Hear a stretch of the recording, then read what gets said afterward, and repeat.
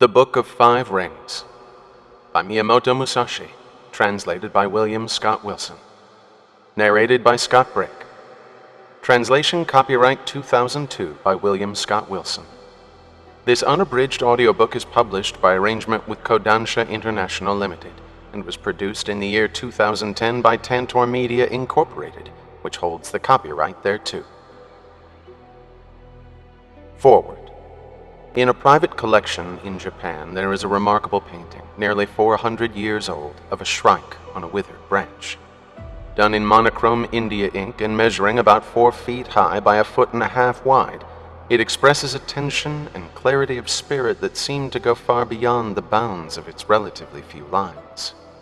The shrike sits with extraordinary attention and concentration, its sharp beak a subtle and almost cruel curve, its gaze cast into the void.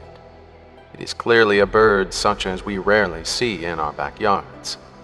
As we continue to look at this work, it is the single stroke depicting the greater part of the branch that becomes most arresting. Rising up from the bottom left of the painting and cutting through its near center, it is grace and strength in a single quick movement, standing out against nothingness. The observer might conclude that the painter must have been, in a sense, absolutely fearless. How else the decisiveness and total self-confidence of this one sword-like stroke? The painter's name was Niten, or Two Heavens.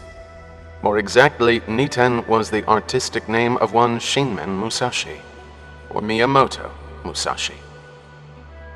With the publication of the Book of Five Rings, I feel a sense of completion on what might be considered a short cycle of translations of works centering around Japanese warrior thought and concerns. Musashi, who was the ultimate combatant on the field, reveals his techniques for defeating one's opponent through spirit, awareness, and discipline. For him, the only goal is victory. There is no other point to combat, whether in one-on-one confrontations or on the battlefield for his lord. What is gained along the way of this discipline, however, is a grasp of all the other arts, both martial and literary. In The Unfettered Mind, the Zen priest Takuan, a contemporary of Musashi, teaches the defeat of the interfering ego, the overriding sense of self over which we often stumble, specifically in its first essay, The Mysterious Record of Immovable Wisdom. Writing to one of the sword masters to the shogun, Takuan uses the example of martial combat to explain the Zen approach to handling the ego, and so deals with the transcendental area, including both life and death. In the third work of this cycle, the Hagakure, Yamamoto Tsunetomo considers the warrior values of loyalty, duty, and righteousness, and finds his ultimate realization of these matters in death. To Tsunetomo, a man's death demonstrated his sincerity, and in considering himself as already dead, he was able to complete his daily work with utter peace and tranquility. Musashi, Takuan, and Tsunetomo, it would seem, are concerned with the elimination of fear and how to engage in life in a straightforward and unwavering manner. It is Musashi, however, who deals with the subject with an astonishing practicality and realism, and he encourages us to cut through any obstacles with energy and self-reliance. Asking no aid from the gods and Buddhas, we brace ourselves only with an internalized way. Musashi wrote the Book of Five Rings toward the very end of his life, after fighting in over 60 individual matches and at least 3 major battles on the field. That we have such easy access to his reflections on his life and death experiences should, I think, be both congratulatory and an admonishment, for it grants us the ability to be conversant with the wisdom learned from intense experiences that very few of us will ever have, and may show us how lightly we take our own lives and potential.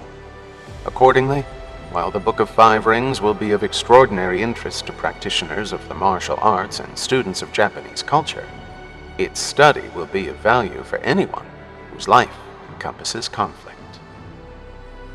Musashi's original manuscript of 5 scrolls no longer exists, but the various copies made differ only slightly in some of the words and phrases. Remarkably, the copy presented by Musashi's disciple Terao Nobomasa to Yamamoto Gensuke in 1667, only 20 years after Musashi's death, is still in the possession of the Hosokawa family, whose ancestor, the daimyo Hosokawa Tadatoshi, was Musashi's primary benefactor. It is considered to be the most accurate of those extant, and it is the copy upon which this translation is based. Finally, I would like to express my gratitude to the following people: Mr. Kuramochi Tetsuro, Senior Executive Editor at Kodansha International, for kindly suggesting and coordinating this project. Professor Matsumoto Michihiro, who wrote the modern Japanese translation accompanying the bilingual version of this publication. Messrs. Kamata Shigeo and Watanabe Ichiro for their clear notes and translations of the original into modern Japanese, from which I benefited greatly. Ms. Emily David for her encouragement and patience in listening to me talk about little else for a period of many months, and my late professors, Hiraga Noburo and Richard McKinnon, whom I still feel looking over my shoulder with friendly amusement. Any and all mistakes are my own. William Scott Wilson, October 10th, 2000. Introduction. We have very few reliable facts about Musashi's life.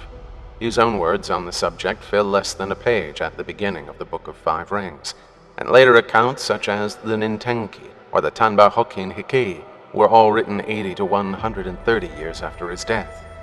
However, a bare-bones biography might be pieced together with events that are commonly accepted as true from the sources that are available. These include a memorial inscription of stone erected 9 years after Musashi's death by his adopted son and the priest with whom the swordsman studied Zen Buddhism in his later years, plus what was noted of his comings and goings by the Hosokawa clan in northern Kyushu. We must exclude legendary feats of speed and skill attributed to Musashi, since they are at once unreliable and go against the spirit of Musashi's writings. Those interested in the full gamut of stories that grew up around Musashi's life should read Musashi, the endlessly entertaining historical fiction written by Yoshikawa Eiichi, or see the film Samurai Trilogy, directed by Inagaki Hiroshi. Musashi. In the Book of Five Rings, Musashi notes that he was born in Harima, but there is also evidence that he came from the village of Miyamoto in Mimasaka. Neither claim can be proven. The date of his birth is unclear, but according to his own account, he was born in 1584. His father, Shinmen Munasai, was said to be a master of the jita, a small metal club with an extended thumb for countering a sword, and may have left the family when Musashi was quite young. When Musashi was 13, he fought and defeated a swordsman of the Shinto style, Arima Kihei, in Harima. His second match and subsequent victory was at the age of 16, when he defeated a martial artist from Tajima by the name of Akiyama. It is said that he joined the Toyotomi forces, which lost at the historically decisive Battle of Sekigahara in 1600, but this too is uncertain. The next few years must have been spent in hard training, for at the age of 21 Musashi went to Kyoto and fought a series of engagements with the Yoshioka clan, which held the position of martial arts instructor to the shogun's family in that city.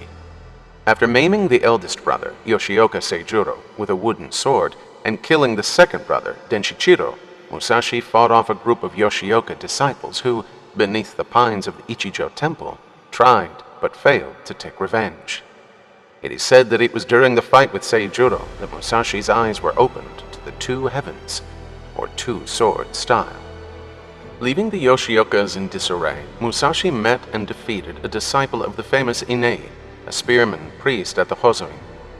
Traveling to Edo, he then fought Muso Gonosuke, the famous staff martial artist, in the only contest that may have been considered a draw.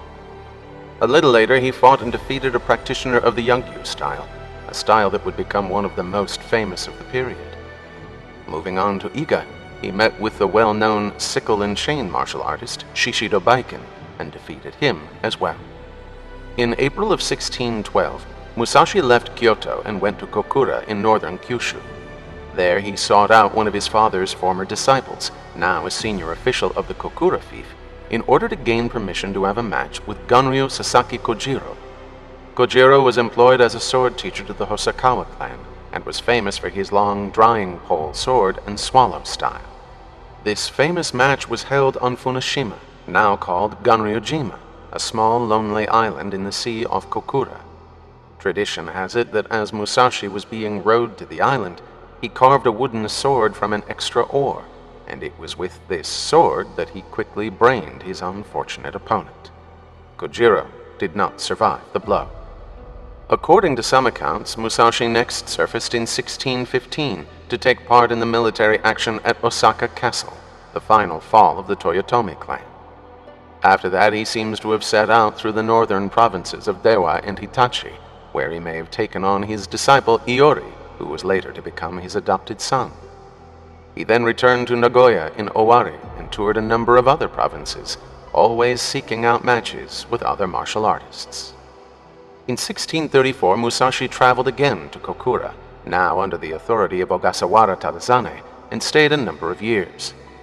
In 1637, he seems to have participated in the attack on Hara Castle during the Shimabara Rebellion, in which he received several wounds. Having returned to Kyoto for recuperation, he is said to have met Hosokawa Tadatoshi, the master of Kumamoto Castle, at a literary group in 1640, and to have been invited by the latter to stay as a guest with his own residence in the castle town. Musashi accepted and continued to practice and teach his martial art there. In February of 1641, at the request of Lord Hosokawa, Musashi wrote down the 35 articles of the martial arts. This was the first time he recorded his own style in writing, and it was from this document in outline form that he eventually would write the Book of Five Rings. Tragically, Tadatoshi passed away shortly afterward at the age of 54, dashing Musashi's hopes for an official endorsement of his style. Thus began a period when the famous swordsman concentrated increasingly on poetry, tea, painting, and sculpture. By 1643, Musashi must have felt the intimations of what was to be a fatal disease.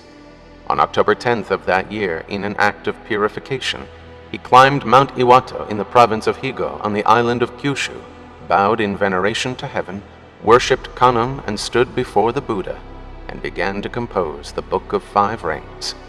This he would complete after 2 years of meditation on his experiences. Around the springtime of 1645, his disease, which is thought to have been some form of thoracic cancer, gradually worsened, and in April he retreated to the Reigan Cave on Mount Iwato, also called Mount Iwatono, where he had practiced zazen during previous years, and where he wanted to wait peacefully for death. However, he was convinced to return to his residence, where he could be looked after by his disciples. On May 12th, his disease becoming critical, Musashi gave out parting gifts to his disciples. His final act was to write out The Way of Walking Alone, or The Way of Self-Reliance, 21 points on self-discipline for later generations. On May 19, 1645, Miyamoto Shinmen Musashi died at his residence, by most accounts at the age of 62. A requiem was given soon after by the priest Shunzan, with whom Musashi had studied Zen.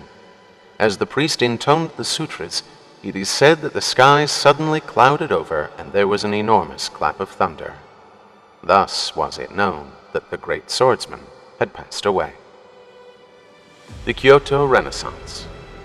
I have never had a teacher while studying the ways of the various arts and accomplishments, or in anything at all. The Earth Chapter. This is an astonishing statement from a man who was not only one of the most famous swordsmen of his time, but also an extraordinarily skilled painter, sculptor, and metallurgist. We also know that Musashi was well acquainted with poetry, the way of tea, the recitation of no drama, and perhaps even carpentry. This necessitates an adjustment of the picture we may have of him as a man of strength and skill, both qualities he would regard as of secondary importance, who did little other than wander the country, engaging other martial artists in matches he inevitably won. In order to make that adjustment, we must consider the world in which he lived and the people with whom he may have been in contact. Musashi was active during a time aptly called the Kyoto Renaissance, a period stretching approximately 50 years on either side of the year 1600. After suffering a devastating century and a half of civil wars, during which countless art treasures were destroyed, ancient temples and buildings burned, and libraries lost forever, Japan was brought back to unification and eventual peace by the efforts of 3 successive warlords. Oda Nobunaga, 1534–82, Toyotomi Hideyoshi, 1536–98, and Tokugawa Ieyasu, 1542–1616. After so many years of social disruption, the response to this peace was a surge in economic prosperity and a concomitant flourishing of the arts in almost every arena. Castle architecture blossomed. There was a new interest in classical poetry and painting. The art of the tea ceremony reached its height. The world of ceramics spread in new directions, and schools in the martial arts proliferated, with every new disciple striking out on his own. How the various players of this period influenced Musashi is not documented, but considering his artistic talent and curiosity, his insistence that we know all the arts, and the time he spent in Kyoto, it is germane, I think, to look briefly at two men representative of the period with whom he is likely to have associated. At the aesthetic center of the Kyoto Renaissance was Honami Koetsu, 1558–1637, a man whom tradition, if not recorded evidence, links with Musashi. Koetsu came from a family of sword polishers and appraisers, well known in that field since the 14th century, and was much in demand for his skills in this work. Still, there were very few other arts that he did not practice. Granted by the shogun an area of land, Takagamine or Takaramine, just outside of Kyoto, he established an art colony that would act as a sort of launching pad for everything from paper making to lacquerware to pottery. Koetsu himself is best known today for his calligraphy and pottery, but his strong ties to the samurai sword and his intense and friendly personality must have made him a congenial, sometime companion for the lone martial artist. Koetsu's strong interest in no recitation may have sparked Musashi's later participation in that art as well. One of Koetsu's friends, Sakon Daiju, was the head of the Kanza school of No, and it is not unlikely that Musashi would have made his acquaintance along with many others in the arts.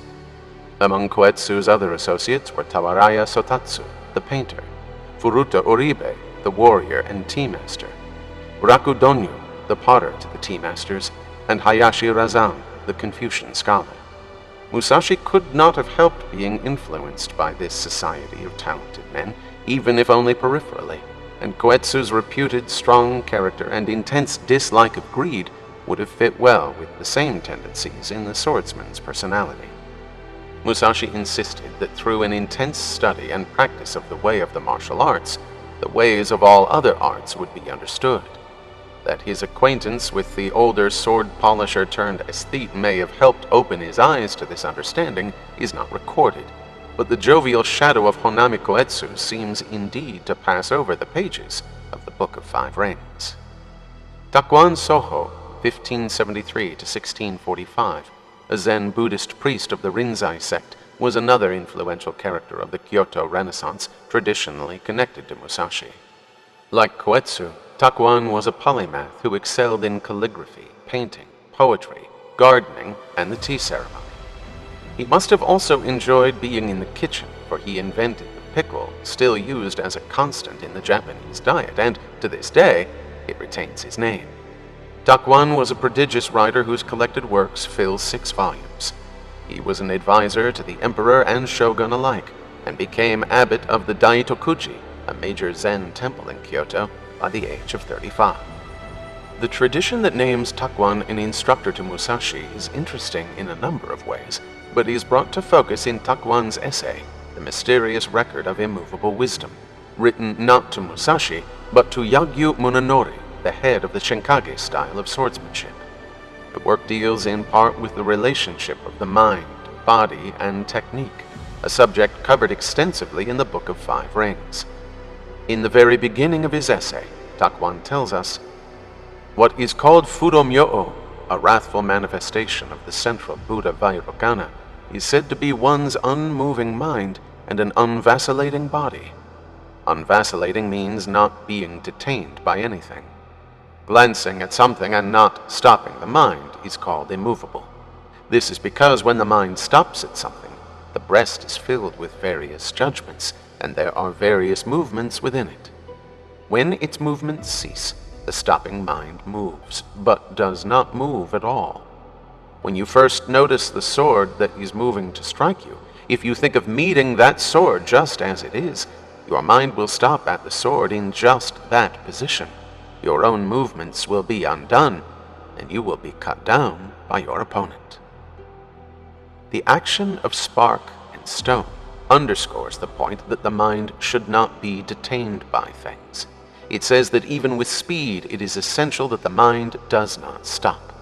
When the mind stops, it will be grasped by the opponent. On the other hand, if the mind contemplates being fast and goes into quick action, it will be captured by its own contemplation. Putting the mind in one place is called falling into one-sidedness. One-sidedness is said to be bias in one place.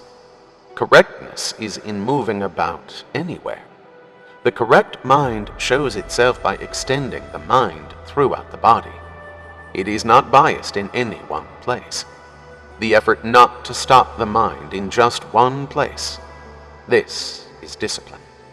Not stopping the mind is the object and essence. Put nowhere, it will be everywhere. Even in moving the mind outside the body, if it is sent in one direction, it will be lacking in 9 others. If the mind is not restricted to just one direction, it will be in all 10. This is one of the main, mostly implicit themes that runs like a current throughout the Book of Five Rings. And while these words in no way exhaust the subject of the relationship between the sword and Zen, they are most certainly at the very center of the subject. One can imagine Musashi listening quietly and drinking them in like pure water.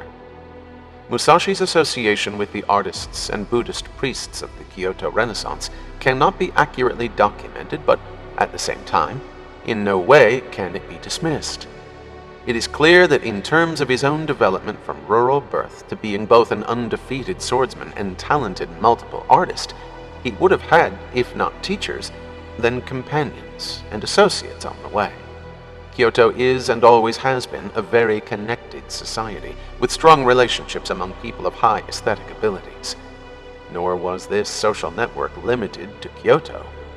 Even in his wanderings around the country, Musashi may well have encountered eccentric Zen artists.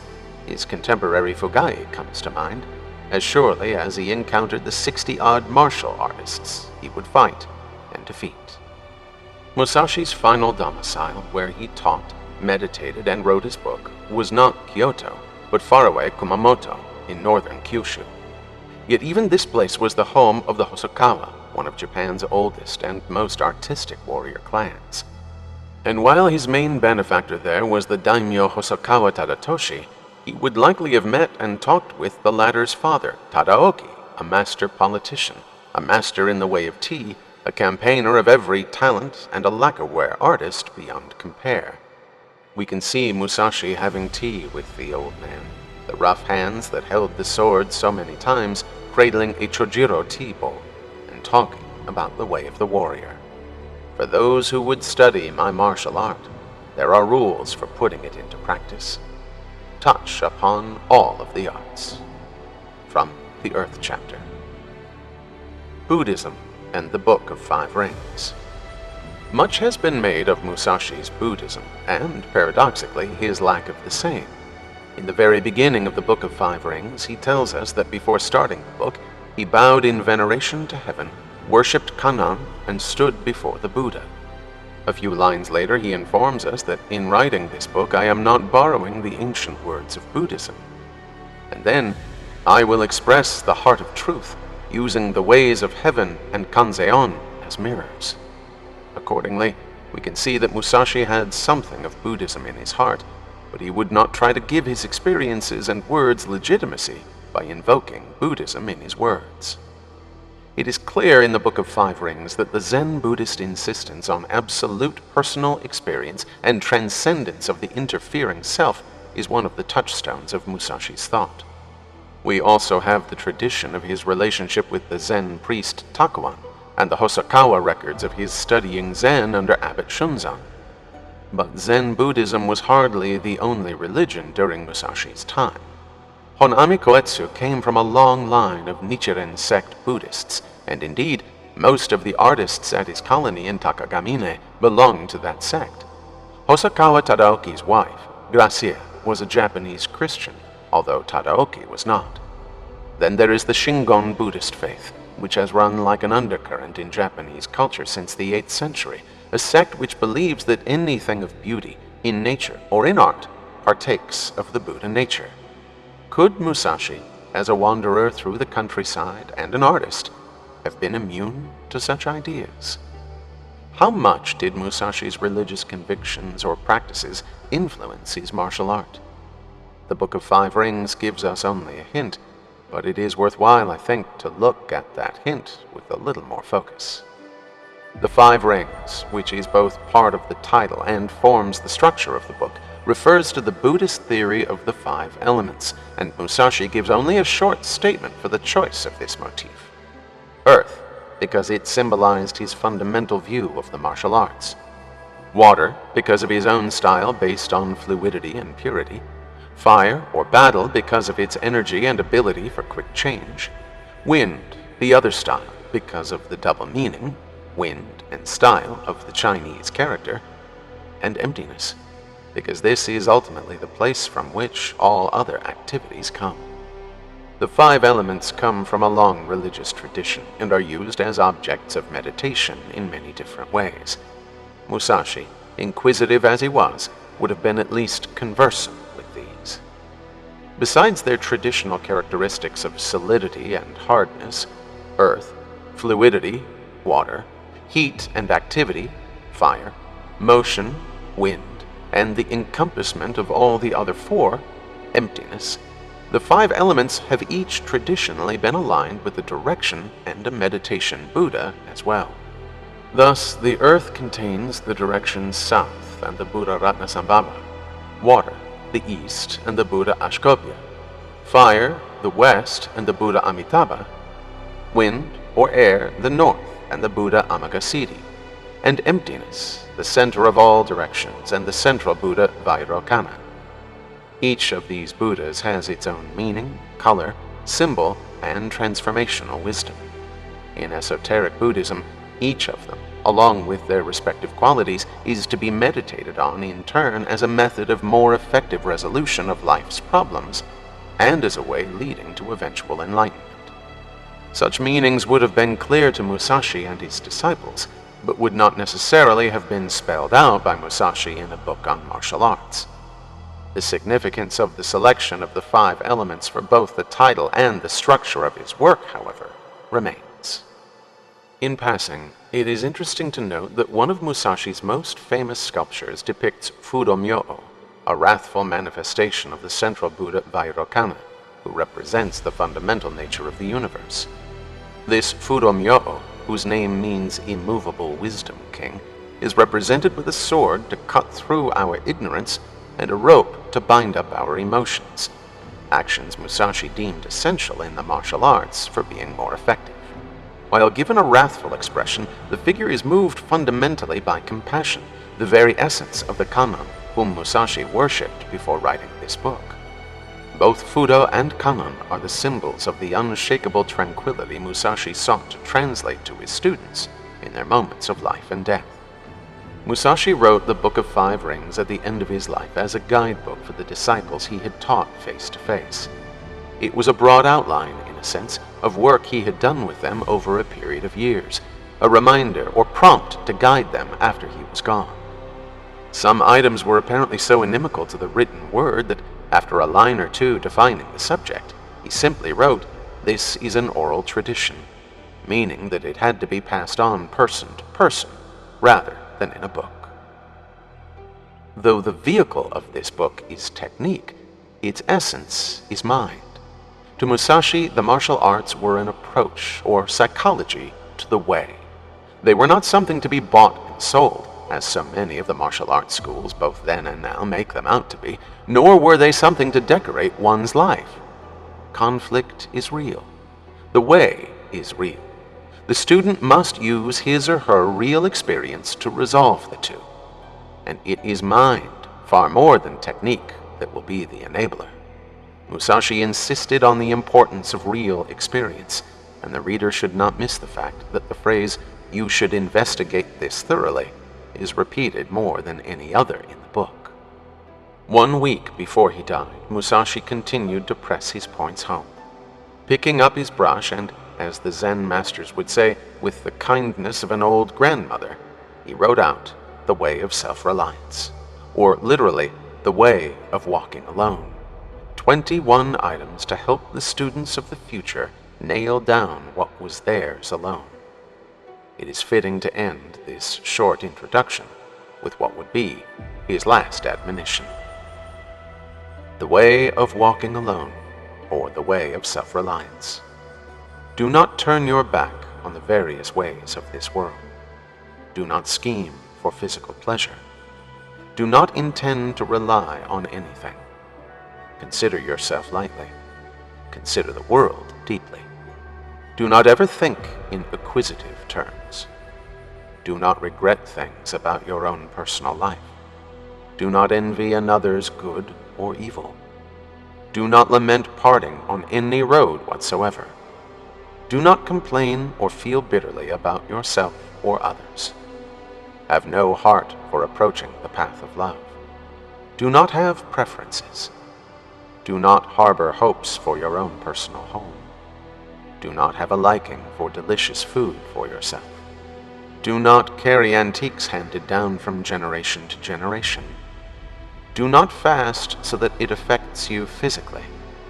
While it's different with military equipment, do not be fond of material things. While on the way, do not begrudge death. Do not be intent on possessing valuables or a fief in old age. Respect the gods and Buddhas, but do not depend on them. Though you give up your life, do not give up your honor. Never depart from the way of the martial arts. 12th day of the 5th month, 2nd year of Shōhō, 1645. Shinmen Musashi. The Earth Chapter.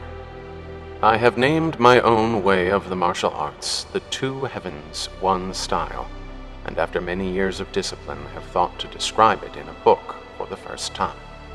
In the first week or so of the 10th month in the 20th year of Kanei, 1643, I climbed Mount Iwato in the province of Higo on the island of Kyushu, bowed in veneration to heaven, worshipped Kannon, and stood before the Buddha.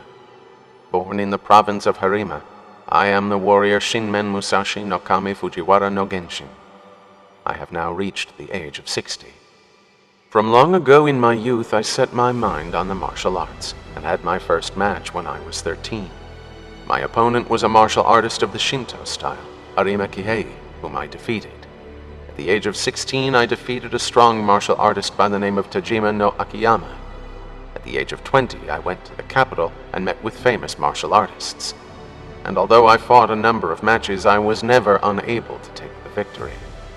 After that I went from province to province, from place to place, and encountered martial artists from many different schools. And though I fought as many as 60 matches, I did not lose even once. All of these were events occurring from the time I was 13 until I reached 28 or 29. When I had passed the age of 30 and thought back over my life, I understood that I had not been a victor because of extraordinary skill in the martial arts. Perhaps I had some natural talent or had not departed from natural principles. Or again, was it that the martial arts of the other styles were lacking somewhere? After that, determined all the more to reach a clearer understanding of the deep principles, I practiced day and night. By about the time I was 50, I realized the way of this martial art quite naturally. Since then, I have spent my time without taking the road of exhaustive investigation. Entrusting myself to the principles of my martial art, I have never had a teacher while studying the ways of the various arts and accomplishments, or in anything at all. Now, even in writing this book, I am neither borrowing the ancient words of Buddhism or Confucianism, nor using old examples from the military chronicles or practices. Within the view of this one style, I will express the heart of truth, using the ways of heaven and Kanzeon as mirrors. Taking up my brush at one revolution past the hour of the tiger, 4:30 a.m., on the night of the 10th day of the 10th month, I begin this book. What is called the martial art is the standard of the military clans. Commanders in particular should put it into practice, and common soldiers should know its way as well. Yet there are no warriors who clearly understand the way of the martial arts in the world today. First, as representatives of ways, Buddhism is a way of salvation for man, Confucianism venerates a way of culture, and medicine is a way of curing various diseases. Moreover, poets teach the way of Japanese verse, and then there are tea masters, archers, and others who teach the various arts. All of these practice according to their own thoughts and relish what they do according to their own hearts. It is a rare person who relishes the way of the martial arts. The term warrior speaks of the two ways of culture and conflict, and to relish these two is our way. A warrior should make his best effort in the martial arts according to his own abilities and situation, even if he is naturally untalented in this way. Generally speaking, when people contemplate the heart of warrior thought, they consider it no better than a way in which being a warrior is simply in dying. But the way of dying is not limited to warriors alone. For even monks, women, farmers, and the classes below them, there is no distinction in their having a sense of duty, in knowing shame, and in being resolved to their own deaths. What is most basic in the way of practicing the martial arts is overcoming your opponent in each and any event, whether in victory over a single opponent in a duel, or in victory in a fight with a number of men. One desires to make a name for himself and to raise his position, whether for his lord's sake or his own. This is accomplished by virtue of the martial arts. There are many people who, even when studying the way of the martial arts, think that these skills will not be useful in real situations.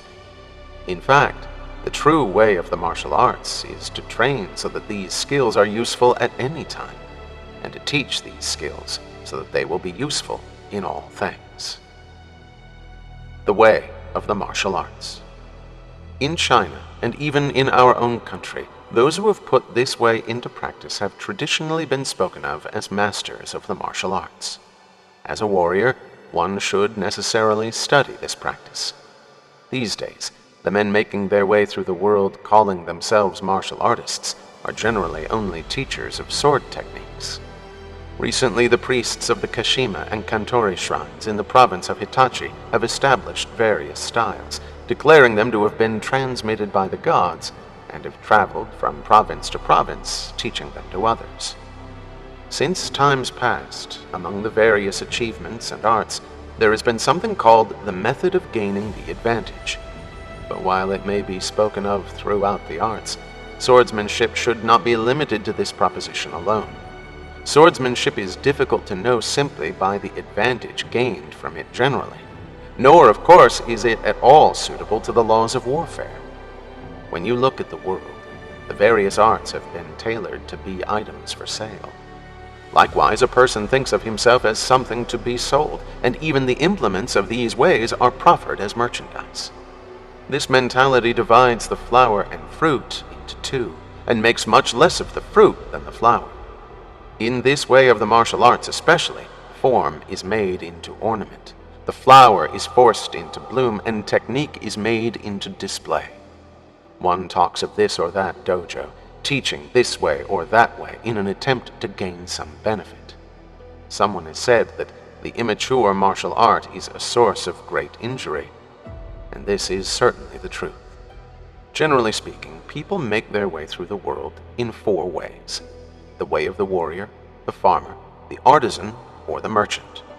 Those who follow the way of the farmer prepare various farming implements, carefully regard the changing of the four seasons, and in this continuum live out their days. This is the way of the farmer.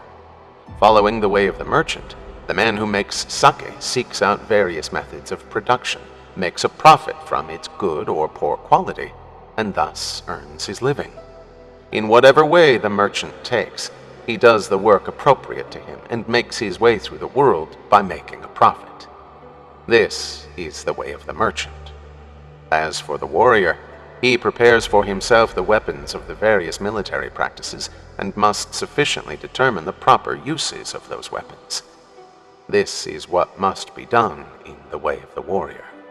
Without the preparation of weapons and an understanding of the advantages of each one, wouldn't the accomplishments of the warrior clans lose a bit of their depth?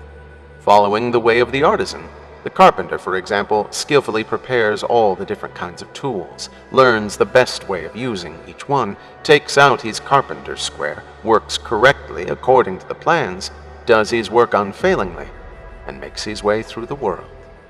These, then, are the 4 ways: warrior, farmer, artisan, merchant. I will describe the martial arts in comparison with the way of the carpenter. For the sake of such comparison, let us take houses as our example. We speak of aristocratic houses, warrior houses, the 4 houses of the Fujiwara, the destruction or continued existence of these houses, or for that matter, of a style, tradition, or particular house. By using the word house, we can make a comparison with the way of the carpenter. The word carpenter is written with the Chinese characters for great skill. It is this great skill in the way of the martial arts that leads me to choose the example of the carpenter. To learn about the principles of battle, meditate on this book, for the teacher is the needle, the student the thread. As a student, you should practice without end. Comparing the way of the martial arts to the carpenter. Like a master carpenter, the commanding general understands the measure of the empire, ascertains that of his own province, and knows the gauge of his own clan. This is the way of the master carpenter. The master carpenter clearly understands the measurement of temples, pagodas, and monasteries. He knows the plans for imperial palaces and towers. He manages people, and he builds houses. In this, the master carpenter and the manager of the warrior clans are the same. In building a house, there is the problem of the selection of wood. Wood that is straight, without knots, and with a good appearance will be used for the front pillars. Wood that has a few knots but is straight and strong will be used for the rear pillars. And wood that may be a bit weak but has no knots and is pleasing to the sight will be used variously for door sills, lintels, doors, and sliding doors. For wood that is both knotty and warped but strong, if each place needing strength in the house is discerned, it may be used after careful examination, and that house should stand for a long time. Moreover, if among the lumber there is such that is knotty, warped, and weak, it will be used as scaffolding, and later as kindling. In using his carpenters, a master carpenter should know the relative quality of their skills and put them to work variously building the alcove, the doors and sliding doors, or nothing more than the door sills, lintels, and ceiling. He has the unskillful ones fix the floor joints, and those even less skilled plane the wedges. If the master carpenter understands the men well and uses them accordingly, the work will progress and the performance will be well done. The progression of the work, good performance, never slackening attention, knowing the utility of things and the relative spirits of the men, plus giving encouragement. All such things are within the master carpenter's frame of mind. The principles of the martial arts are like this. The way of the martial arts. Liken the soldier to a carpenter. The latter sharpens his tools with his own hands, prepares the various instruments of his trade, keeps them in his carpenter's box, receives the master carpenter's instructions, shapes the pillars and beams with his adze, shaves the alcove and shelving with his plane, is accurate in spacing and carving, ascertains correct measurements, and performs his duties well, down to the smallest detail. Doing this, he will later become a master carpenter himself. It is essential that the carpenter's aim be to carry equipment that will cut well, and when he has time, to sharpen that equipment. That he is an expert at taking that equipment and using it to make bookshelves, desks, and even lamps, and cutting boards and pot lids is the specialty of the carpenter. A man who is a soldier is like this. He should examine these similarities carefully. For a carpenter to achieve his aim, it is essential that his work not be uneven, that the corners fit perfectly, that the wood be well shaved with his plane, that he not polish or hone too far, and that he produce work that will not twist or warp later on. If you think you would study this way, you should be mindful of everything written here, and you should examine it carefully. The division of this book into 5 chapters. In order to divide this book on the martial arts into 5 ways and show their principles chapter by chapter, I have entitled the 5 chapters Earth, Water, Fire, Wind, and Emptiness. In the Earth chapter, I provide an outline of the way of the martial arts and the view of my own style. It is truly difficult to grasp the way by swordsmanship alone. By knowing the large, you know the small, and from the shallow, you reach the deep. By drawing out a straight road over the topography, I have thus named this opening chapter the Earth chapter. The second is the Water chapter. Taking water as a model, one makes the mind like water. Water follows the form of either an angular or round container. It becomes either a drop or a great sea. Water is blue, its purity carrying the course of my own style in this chapter. If you discern the principles of swordsmanship with certainty, when you defeat a single opponent freely, you will have defeated everyone in the world. The mind that defeats one man is the same for innumerable opponents. The martial art of a commanding general makes the small into the large. Similarly, one may take something only a foot high and build it into a great Buddha. It is difficult to write of the significance of this in small details. With the one, know the 10,000.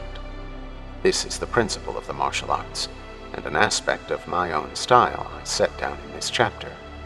The Fire chapter comes third. In this chapter I note the matter of battle. I write about battle here because, like a fire, it can be large or small. So too can it display remarkable energy. In the way of battle, a confrontation between individuals and a confrontation in which 10,000 oppose 10,000 are the same. Enlarging the mind and contracting the mind.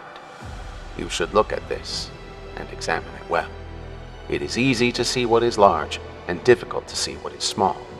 The reason for this is that a large group of people is difficult to change quickly, but an individual has but one mind, and that can change speedily. Thus it is difficult to know the small. You should examine this well.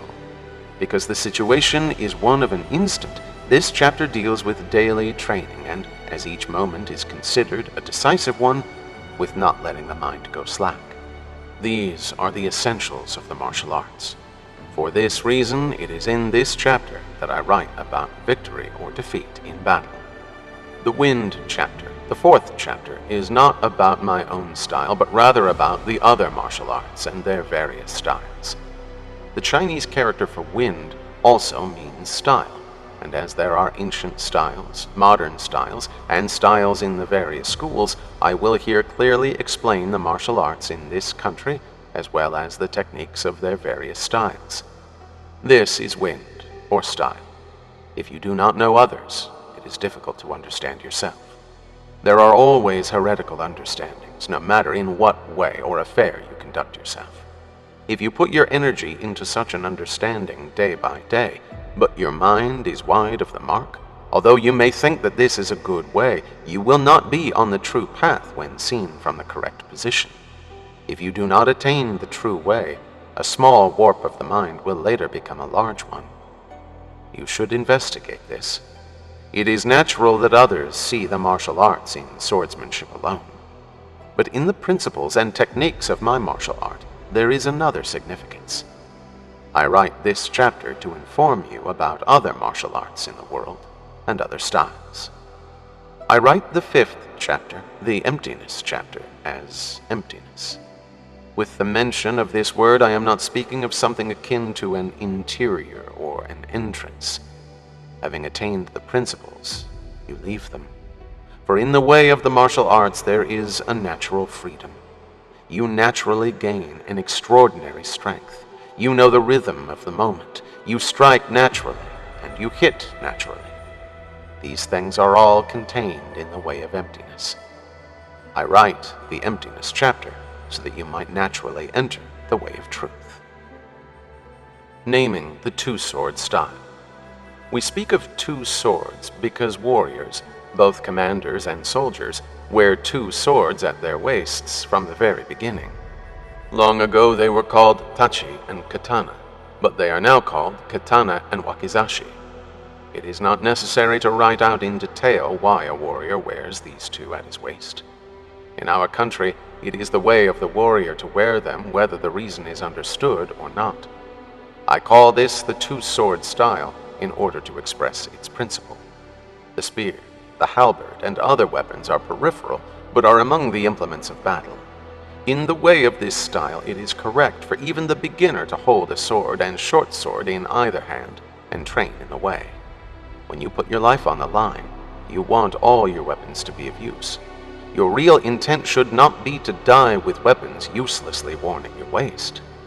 Moreover, when you hold a single weapon with both hands, it is difficult for the right and left hands to move freely. For this reason, I would have you learn to hold a sword with one hand. With a spear or halberd, there is no other way but with two hands, but the sword and short sword are both weapons to be held with one hand. It is wrong to hold a sword with both hands. It is wrong to do this on horseback, and wrong to do it when you are running. This is so, whether in swamps, deep rice paddies, steep roads, or in the midst of a group of people. A bow, spear, or any other kind of weapon you may hold in your left hand, but in all such cases you will have to use the sword with one hand. Thus, it is not the true way to take a stance with a single sword with both hands. If there is a time when it is difficult to strike or kill an opponent with one hand, then you may strike him down with two. This should not be a time-consuming event. To learn how to wield a sword in one hand, first take up two swords. This is the way to learn how to hold the sword single-handed. A sword feels heavy and difficult to wield for anyone at first. A bow is also difficult to draw, and a halberd difficult to swing. But you get used to any weapon. For the bow, you gain strength, and if you practice with the sword, you will gain strength in its way and come to handle it well. The way of the sword is not in handling it with speed. I will cover this in the water chapter. The sword is handled in open spaces, and the short sword is handled in narrow spaces. This is most fundamental to the way. In this style, you win with either the long or the short. For this reason, the length of a sword is not predetermined. The way of this style is the mind that obtains the victory with anything at all. It is advantageous to hold two swords rather than one, whether you are singly fighting a group of people or are confined to a narrow space. It is not necessary to write in detail about such things now. You should know the 10,000 by means of the one. When you gain the ability to act in the way of the martial arts, you will miss nothing. You should investigate this thoroughly. This is the end of the CD. The audiobook continues on the next CD.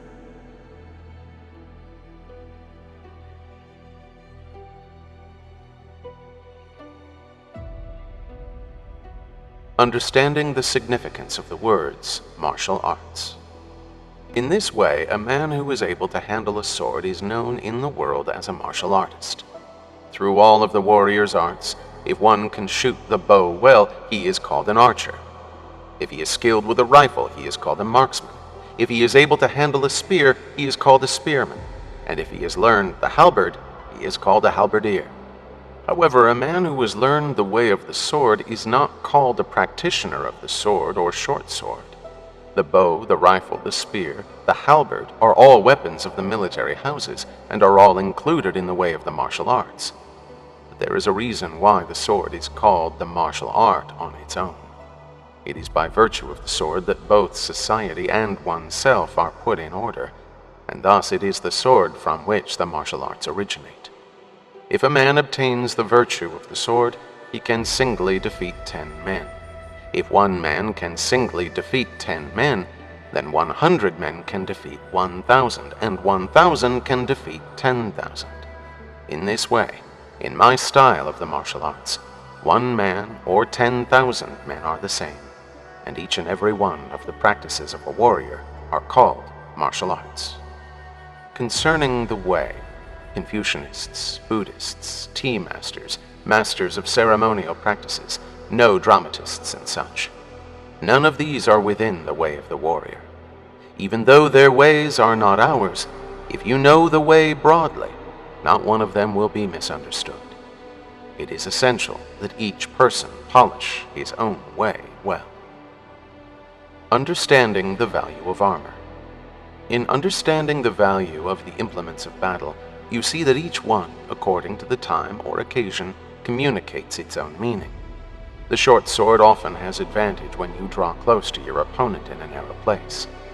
The sword, long sword, can be used in any place at all and is efficient on a large scale. The halberd is thought to be inferior to the spear on the battlefield. The spear acts as an advance guard, while the halberd is used as a rear guard. Within the same degree of training, the spear is a bit stronger, but both the spear and the halberd are used according to circumstances and have little advantage in narrow places. They are not appropriate when you are at close quarters with your opponent. They are only weapons for the battlefield, but in battle they are essential. Nevertheless, to learn these principles indoors, to study all the minor details, and to forget the way of the actuality will likely be of little use at all. The bow is useful on the battlefield and in the advance and retreat of troops. The bow can deal quickly with coordinated movements of spear divisions or any others, and so is an excellent weapon on an open battlefield. However, it is insufficient when attacking a castle or when the distance from the enemy exceeds 20 ken. These days, in all of the arts, including that of the bow, there are many flowers but little fruit. Such arts will not be found useful when the essential moment arrives, and will have few advantages. From inside a castle there is nothing better than a firearm. Even on an open battlefield, firearms have many advantages before the battle begins, but they are insufficient once the battle has been joined. One of the virtues of the bow is that the released arrow can be watched by the eye. The rifle bullet cannot be watched, and this is a weak point. You should investigate this matter thoroughly. As for horses, it is essential that they have stamina and not be vicious. As with all weapons, a horse should move with a robust stride. A sword or short sword should cut cleanly. Spears and halberds should thrust well, and bows and rifles should be strong and durable. But with weapons, just as with other things, you should not make distinctions or preferences. Going too far is the same as not going far enough. Without imitating others, you should take what is appropriate to yourself and use a weapon you can handle. It is wrong for either general or soldier to have a preference for one thing and to dislike another. It is essential to make efforts in these things. The rhythm of martial arts. There is a rhythm to everything, but particularly in the martial arts, if you do not train in its rhythm, it is difficult to succeed. To indicate some of the rhythms in the world, there are those for the way of no drama.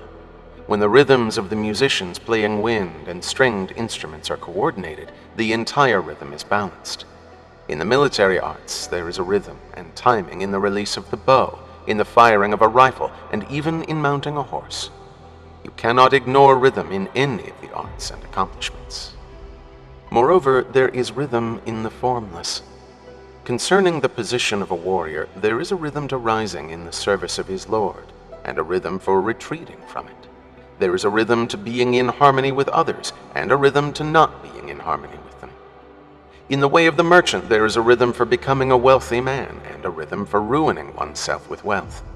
The rhythm is different according to each and every way. You should discriminate thoroughly between the rhythm of success and the rhythm of failure. There are various rhythms to the martial arts. First, know the rhythm of balance vis-a-vis your opponent, and be able to distinguish the rhythm of imbalance. Within the rhythms of large and small, slow and fast, know the rhythm of contact, the rhythm of spacing, as well as the rhythm of resistance to rhythm. These are essential to the martial arts. If you are unable to discern the rhythm of resistance to your opponent's rhythm, your martial art will not be correct.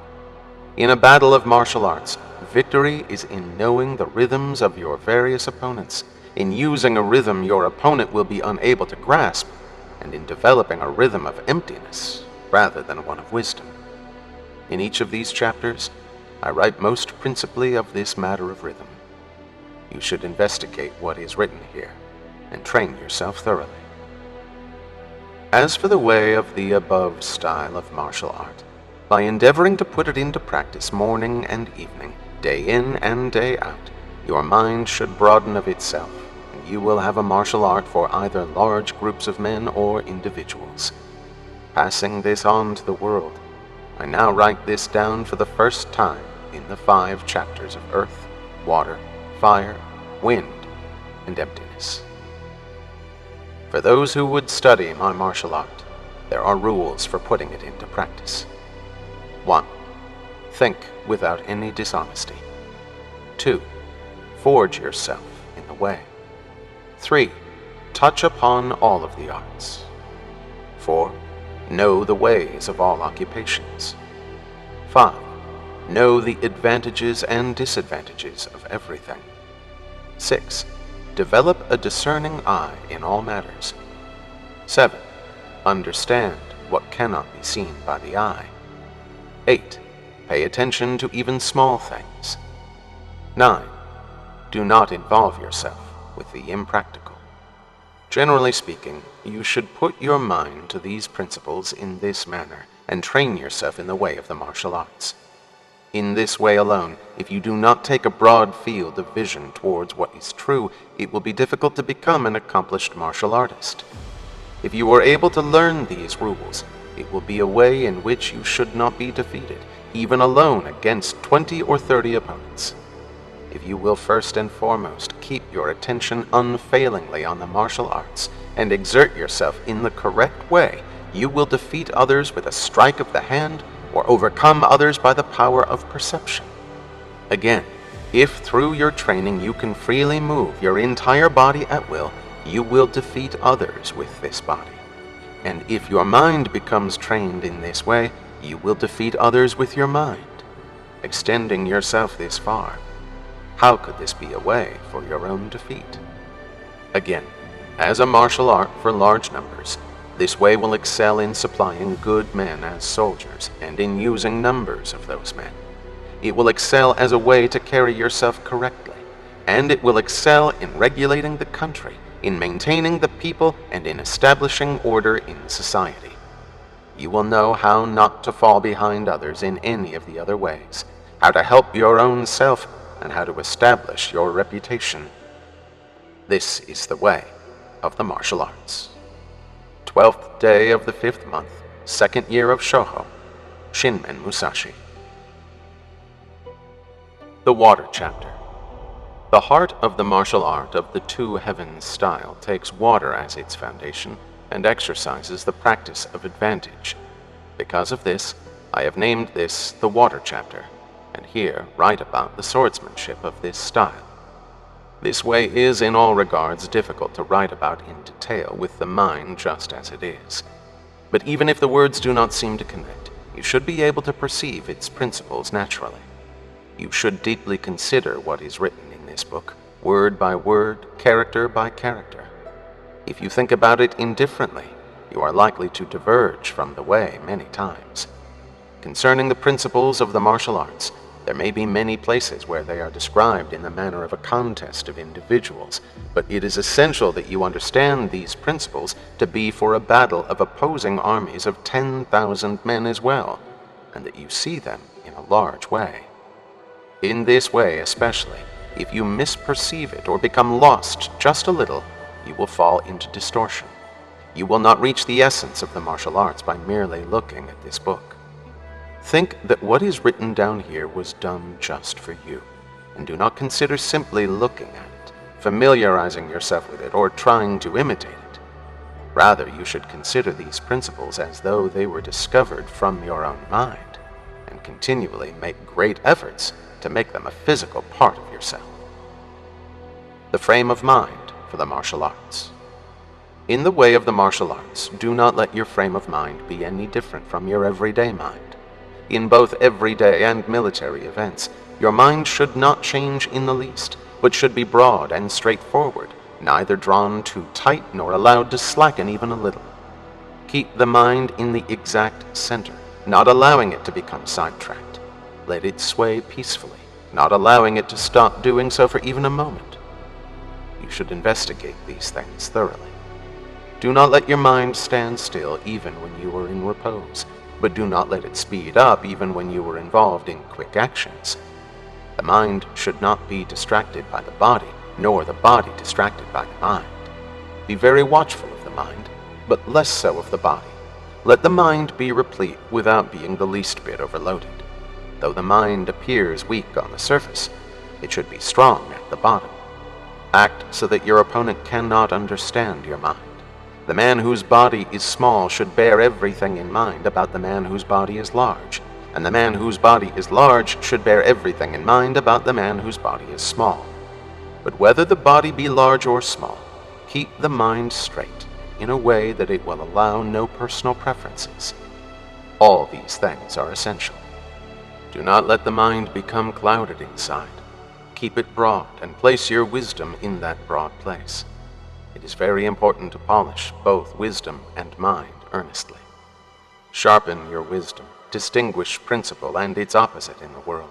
Learn the good and bad of all things. Experience all the arts and accomplishments and their various ways, and act in a way so that you will not be taken in by anyone. This is the heart of the wisdom of the martial arts. There is something particularly unique in the wisdom of the martial arts. Even when the action is extraordinarily lively on the battlefield, you should take the principles of the martial arts to the extreme and keep your mind unmoved. You should investigate this thoroughly. Appearance in the martial arts.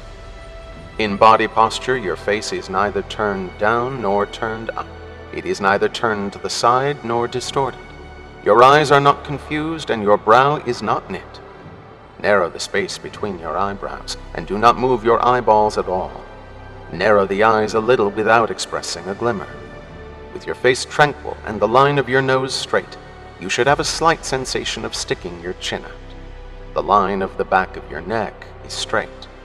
Put strength into the nape of your neck and think of your body as one from the shoulders down. Drop both shoulders. Keep your back straight. Do not stick out your rear, and put strength from your knees to the front of your feet. Extend your stomach so that your hips will not be bent. To tighten the wedge, so to speak, the scabbard of your short sword should be carried at the belly and the sash tied so that it will not loosen. This is the teaching of tightening the wedge. In all things concerning the body in the martial arts, make the everyday body the body for the martial arts, and the body for the martial arts the everyday body. This is essential and should be examined thoroughly. Using the eyes in martial arts. In using the eyes, do so in a large and encompassing way. There is observation and there is seeing. The eye of observation is strong. The eye of seeing is weak. To see the far away as nearby and the nearby as far away is essential to the martial arts. To know your opponent's sword, yet not to see it at all, is very important in the martial arts. You should make great efforts in this. The use of the eyes is the same for martial events, whether in individual combat or in large confrontations. It is essential that your eyes do not move and that you be able to see on both sides.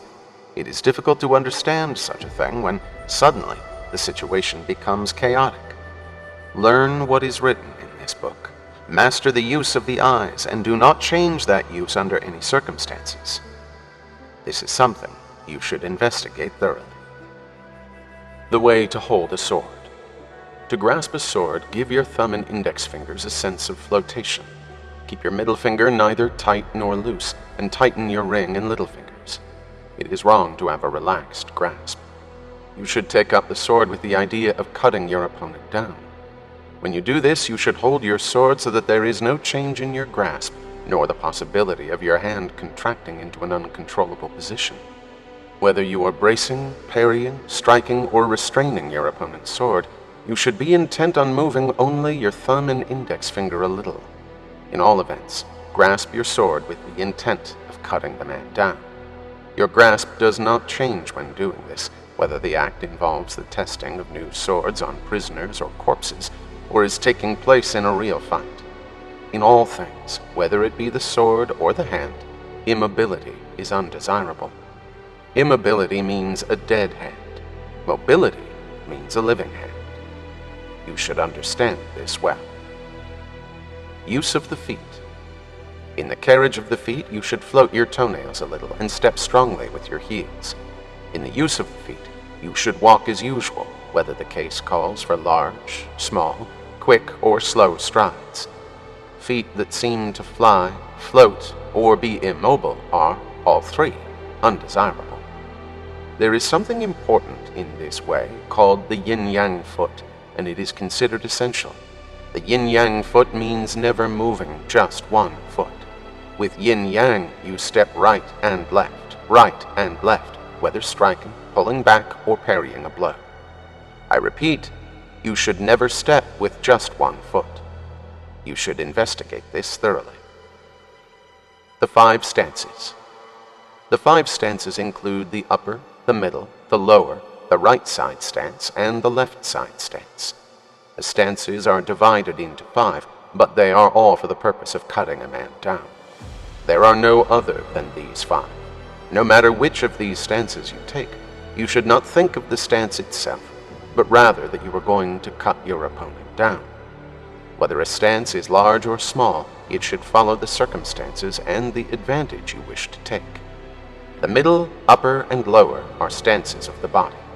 The 2 side stances are stances of free and easy motion. The left side and right side stances are those used to check the area above you and to the 2 sides. For their use, you should judge according to the circumstances. You should understand that in this way, it is largely said that the middle stance is the best. The main intention of the stance itself is found in the middle stance. Look at the martial arts in terms of large armies. The middle stance is the seat of the commanding general, and the 4 other stances follow after him. You should investigate this thoroughly. The way of the sword. Knowing the way of the sword means that even when you handle with 2 fingers what I generally indicate as the sword, you understand what you are doing and can handle it freely. You go against the way of the sword by trying to handle it with speed, and it will be difficult to wield. To the extent that you handle the sword well, you will handle it tranquilly. If you think you will handle it with speed, as you would a fan or a dagger, you will not be in accord with the way of the sword, and it will be difficult to wield. Using what is called a knife cut, you will be unable to cut a man down with a sword. If you have struck downward with your sword, raise it in a simple way. If you have swung it to the side, return it to the other side in a simple way. But in all cases, extend your elbow fully and swing with strength. This is the way of the sword. If you learn to use the 5 fundamentals or stances of my martial art, the way of the sword will be in order and you will handle it well. You should practice this thoroughly. Concerning the first of the 5 fundamentals, the middle stance, where the tip of the sword is aimed at your opponent's face, is the first of the 5 fundamentals. When you meet with your opponent and he strikes with his sword, deflect it to the right. When he strikes at you again, strike so that the tip of his sword returns upward and leave your sword, which is swung downward, in just that position. When your opponent attacks again, strike his hands from below. This is the first. All of these 5 fundamentals are difficult to understand just by what is written here. For the 5 fundamentals, you train in the way of the sword with your hands. With these 5 techniques of using the sword, you will know my way of the sword and will be able to understand your opponent's sword, no matter how he strikes. This is why I am teaching you that with 2 swords, there are no other than these 5 stances. You should put them into practice. Concerning the second fundamental, in the second use of the sword, take the upper stance and strike your opponent at the same moment he makes his attack to strike you. If you have struck at your opponent but missed him, leave your sword just as it is, and when he strikes again, strike him by bringing your sword back up. This will be the same for yet another strike. There are various frames of mind and rhythms to take within these fundamental stances. Practice this style within their framework, and you will know the 5 ways of the sword in detail. Thus, you will win in any situation. You should put them into practice. Concerning the 3rd fundamental. In the 3rd fundamental, use the lower stance with an idea of drawing your opponent in. When he advances to strike, you strike his hands from below.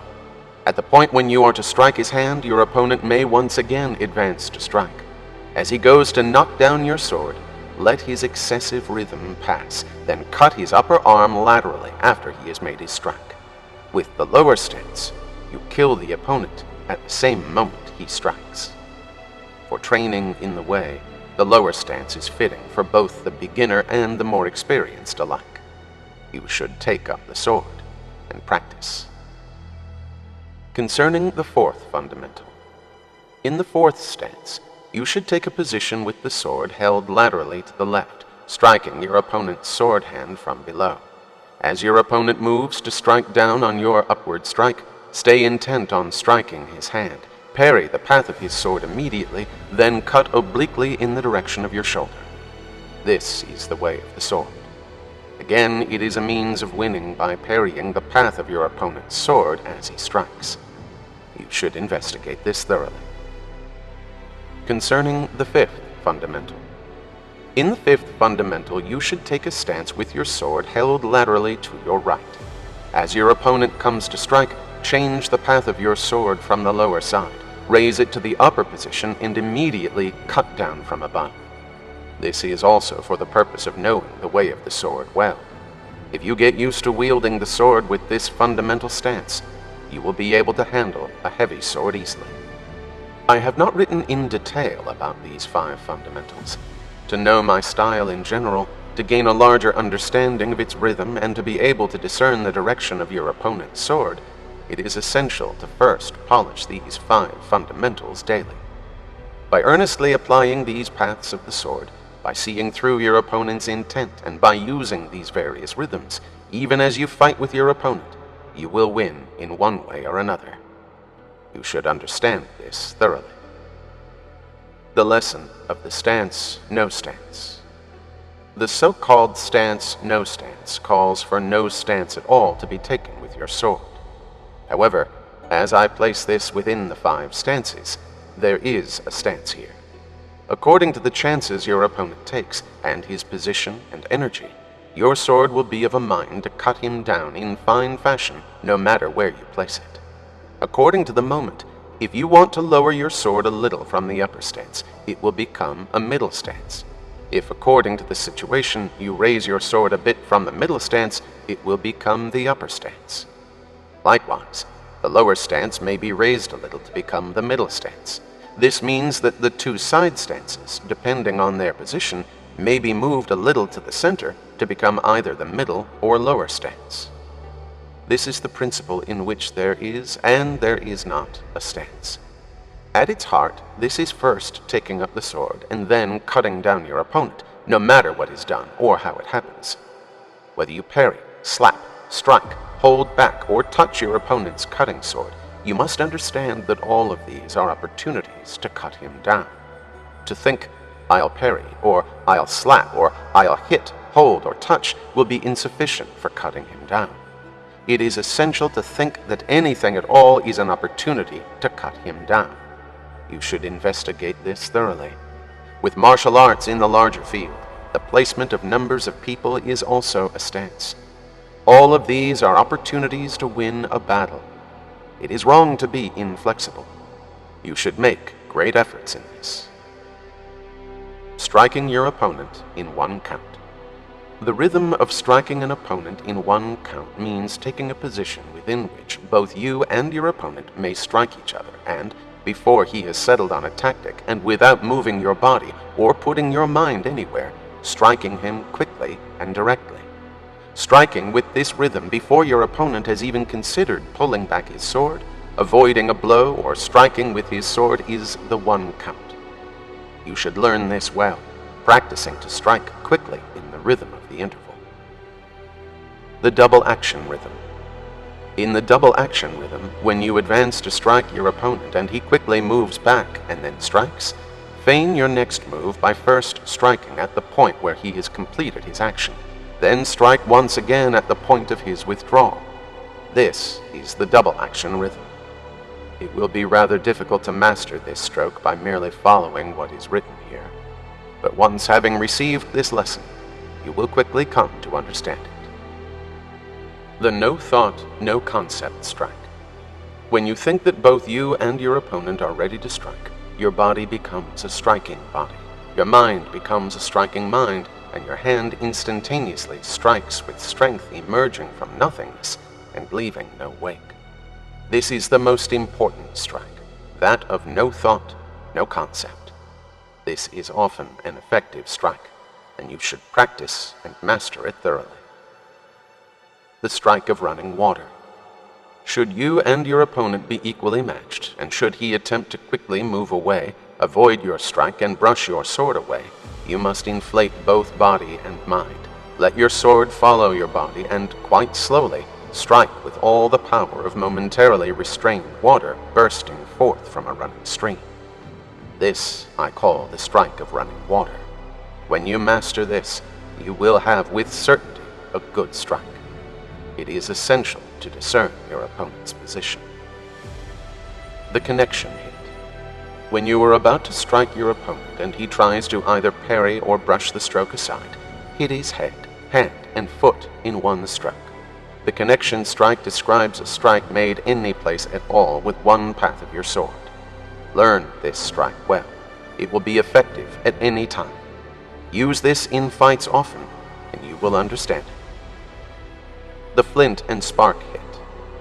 The flint and spark hit is executed by striking with great certainty and strength, without raising your sword at all when your sword is joined with your opponent's. You should put strength into your feet, body, and hands, and strike quickly with these three. The autumn leaf strike.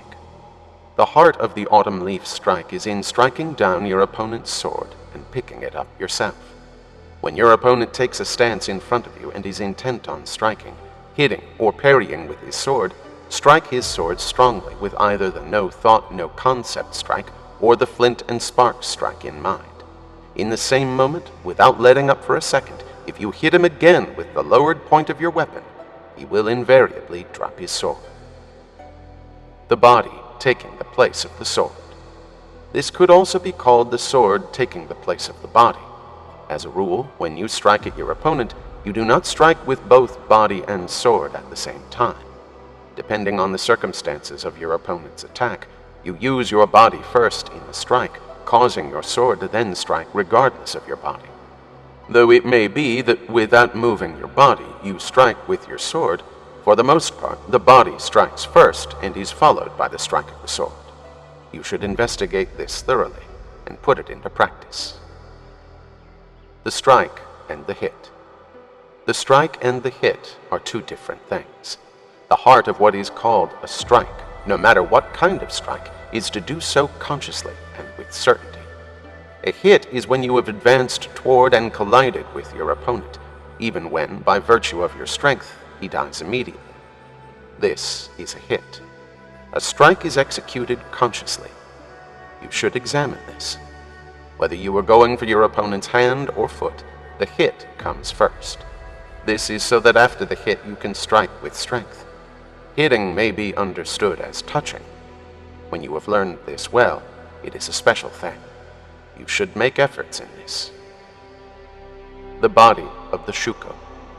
The essence of this technique is that the shuko does not extend his arms. When you advance toward your opponent, do not have the least thought of extending your arms, but rather rush in quickly before he strikes. If you think of extending your arms, your body will retract.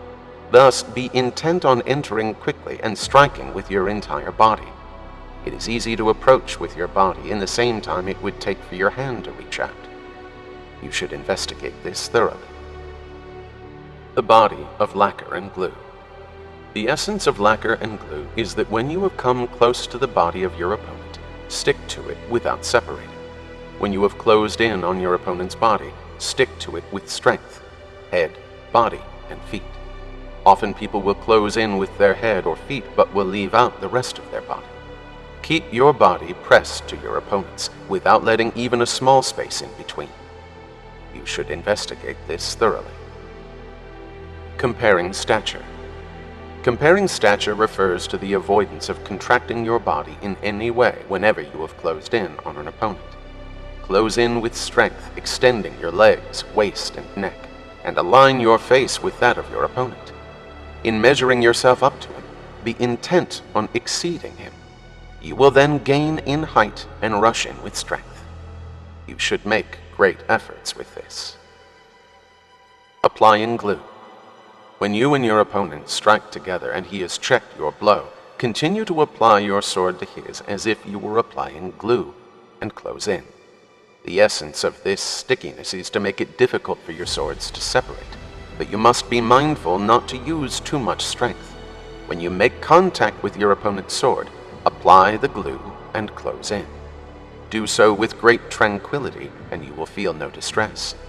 The difference between being sticky and being entangled is that stickiness is strong and entanglement is weak. You should make a distinction between the two. The body blow. The body blow is executed by closing in on your opponent and hitting him with your body the split second before he takes action. Turn your face a little to the side, extend your left shoulder and hit your opponent's chest. The action of hitting him should be done with great bodily force, with breathing and rhythm, and while being mindful to close in with momentum. When you grasp this way of closing, you will become strong enough to throw a person back a great distance. You will be able to hit him with such strength that he dies. You should practice this well. 3 parries. When closing in on your opponent and parrying the sword with which he strikes, make as if to stab him in the eye with your own sword. Then draw his sword toward your right shoulder. This is the first parry. The next, the stabbing parry, involves parrying the sword your opponent strikes with by making as if to stab his right eye, then stabbing him with the intention of jamming your sword into his neck. Again, when your opponent strikes, close in on him with a short sword, and without much regard for the sword that you parry, close in as if to strike your opponent's face with your left hand. These are the 3 parries. Keep in mind the tightening of your left hand and making as if to strike your opponent's face with your fist. This is something you should practice thoroughly. Stabbing the face. When you have faced off with your opponent and your swords are equally set, it is essential that you be constantly intent on stabbing his face with the tip of your sword. If you keep your mind on stabbing your opponent's face, he will pull his face and body back. If you can make him do this, you will have various advantages for victory. You should make thorough efforts in this. In the midst of the fight, if you are intent on making your opponent flinch, you will have already obtained the victory. For this reason, you should not forget about stabbing at your opponent's face. Among the disciplines of the martial arts, this is a principle you should practice. Stabbing the heart. Stabbing the heart means that in the midst of a fight, when you are obstructed both above and at the side and are completely unable to slash your opponent, you should stab him. The instant you are aware of having evaded his striking sword, expose the ridge of your sword directly at your opponent, draw back so that the tip does not waver, and stab him in the chest. If you have become tired or your sword will not cut, this technique can be used exclusively. You should understand this thoroughly. Katsu Totsu.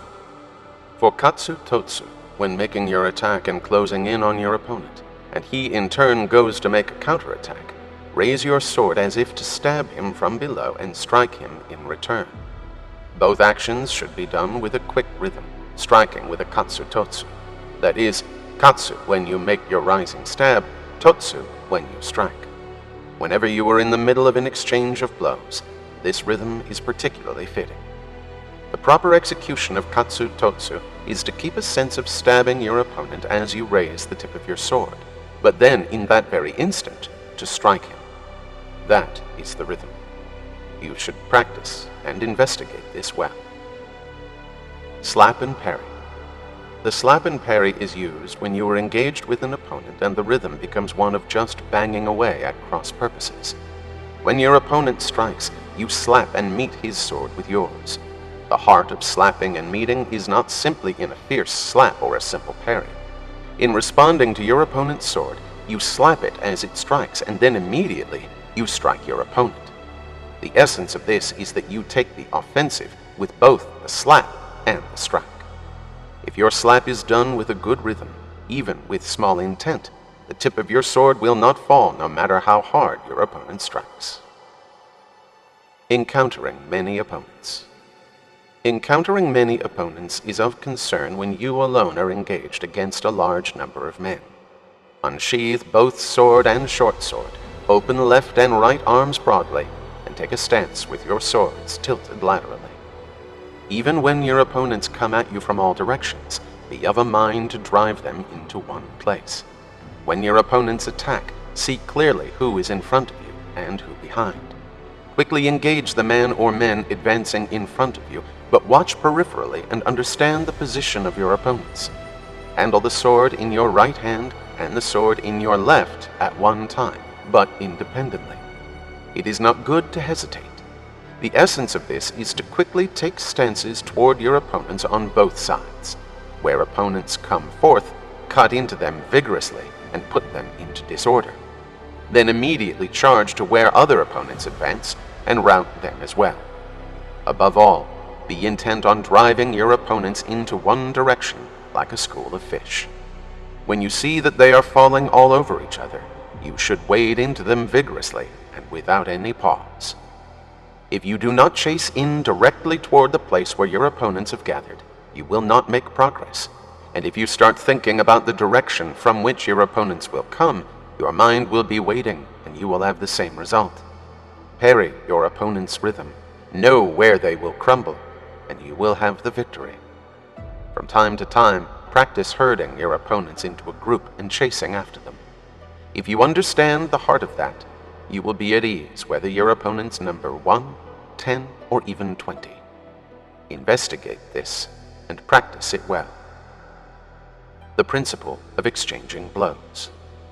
The principle of exchanging blows refers to being able to understand victory in terms of the martial arts and the sword. It is not in writing it down in detail. Practicing well, you will know victory. By and large, it is the sword that manifests the way of the martial arts. This is an oral tradition. One strike. If you keep the one strike in mind, you will assuredly gain the victory. If you do not study the martial arts well, they will be difficult to understand. If you do train yourself thoroughly in this, the way will be there for the martial arts to develop in accordance with your mind, and for your mind to take the victory on its own. You should practice thoroughly. Direct transmission. The heart of direct transmission is handed down by receiving the true way of the two-sword style. It is essential that you train thoroughly and make it a part of you. This is an oral tradition. I have recorded in this chapter the main points of the swordsmanship of the two-sword style. In the martial arts, you take up the sword and learn how to overcome others. First, with the 5 fundamentals, you gain knowledge of the 5 stances. You learn the way of the sword. Your entire body becomes flexible. Your mind becomes quick. You become skillful on your own with the sword. Your body and feet work harmoniously with your mind, and you move as you please. Overcoming one person or two goes according to your knowledge of right and wrong in the martial arts. Practice what is in this book, line by line. Engage your opponents, and gradually you will grasp the principle of the way. Keep this unceasingly in mind, but do not be hurried.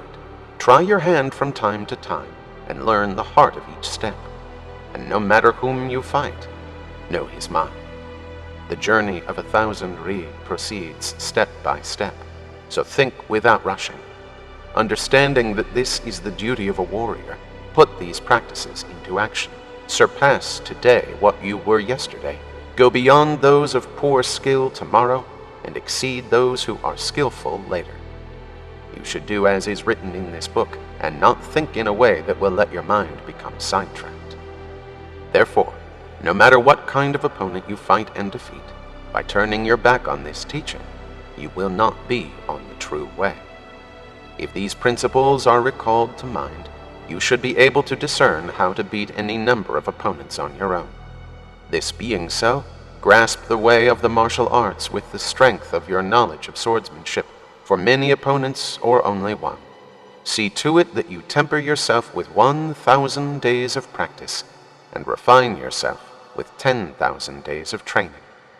You should investigate this thoroughly. 12th day of the 5th month, 2nd year of Shouho, Shinmen Musashi. The Fire Chapter. In the martial arts of the two-sword style, I compare battle to fire. Thus I have written about the matter of contest in battle as the Fire Chapter. First of all, everyone in this world fancies the insignificant principles of the martial arts, whether in knowing how to give the wrist a 3 to 5 inch advantage with the fingertips, or in understanding how to gain the victory by extending the forearm by handling a fan, or again, by taking up a bamboo sword or something like it. All may study the simple advantage of speed and, in learning the functions of the hands and feet, specialize in the lesser advantages of alacrity. In my martial art, you put your life on the line many times by engaging in battle. You distinguish the principles of life and death. You study the way of the sword. You know the strengths and weaknesses of your opponent's striking sword. You discern the way of the edge and back of the sword blade, and you practice how to strike and defeat your opponent. In doing this, you do not bother your thoughts with insignificant or small matters. Above all, when it comes to the principles of bracing yourself with the 6 kinds of armor, you will not be thinking of insignificant techniques. Moreover, my way of the martial arts is to know the way of victory with certainty when you are fighting for your life alone against 5 or 10 men. Accordingly, what kind of difference can there be in the principles for 1 man defeating 10, and in those for 1,000 men defeating 10,000? You should investigate this thoroughly. Nevertheless, gathering 1,000 or 10,000 men and studying this way is not something that can be done during ordinary times of practice. But if you only take up your sword on your own, by gauging each opponent's strategy and getting to know his strengths and weaknesses, and by virtue of your knowledge of the martial arts, you will plumb the depths of defeating 10,000 men and become an expert in this way. Who in this world can obtain my correct way of the martial arts? Whoever would get to the heart of it, let him do so with conviction, practicing in the morning and training in the evening. After he has polished his techniques and gained independent freedom of movement, he will naturally gain miraculous powers, and his free and easy strength will be wonderful. This is the spirit wherein, as a warrior, he will put these practices into action. Concerning place. In distinguishing the conditions of the place of combat, the sun should be at your back. You should take up your stance with the sun behind you. If, according to the place, there is a time when you are unable to put the sun at your back, you should try to put it to your right side. It is the same even if you were in a room. The light should be behind you or to your right. You want to take your stance with no obstruction behind you, with your left side at ease, and so that you have closed off the right. To have your opponent visible even at night, you should take up your stance with the same understanding. Fire should be at your rear, light should be off to your right. For looking down on your opponent, you should consider taking your stance in a slightly elevated place. In a room, you should think of the seat of honor as the elevated place. As for chasing your opponent about in battle, it is essential that you chase him to your left, that you get the difficult terrain to his rear, and that you then drive him above all toward those difficult places. In regard to such difficult places, do not let your opponent assess the situation. Keep his face from being able to turn by attacking and checking him, leaving no moment unguarded. Even in a room, you should likewise drive your opponent toward the threshold, the lintel, the door, the shoji, the veranda, or pillars without letting him evaluate the place. In any case, when you drive your opponent before you, do so toward a place where there is difficult footing or some sort of obstruction at his side.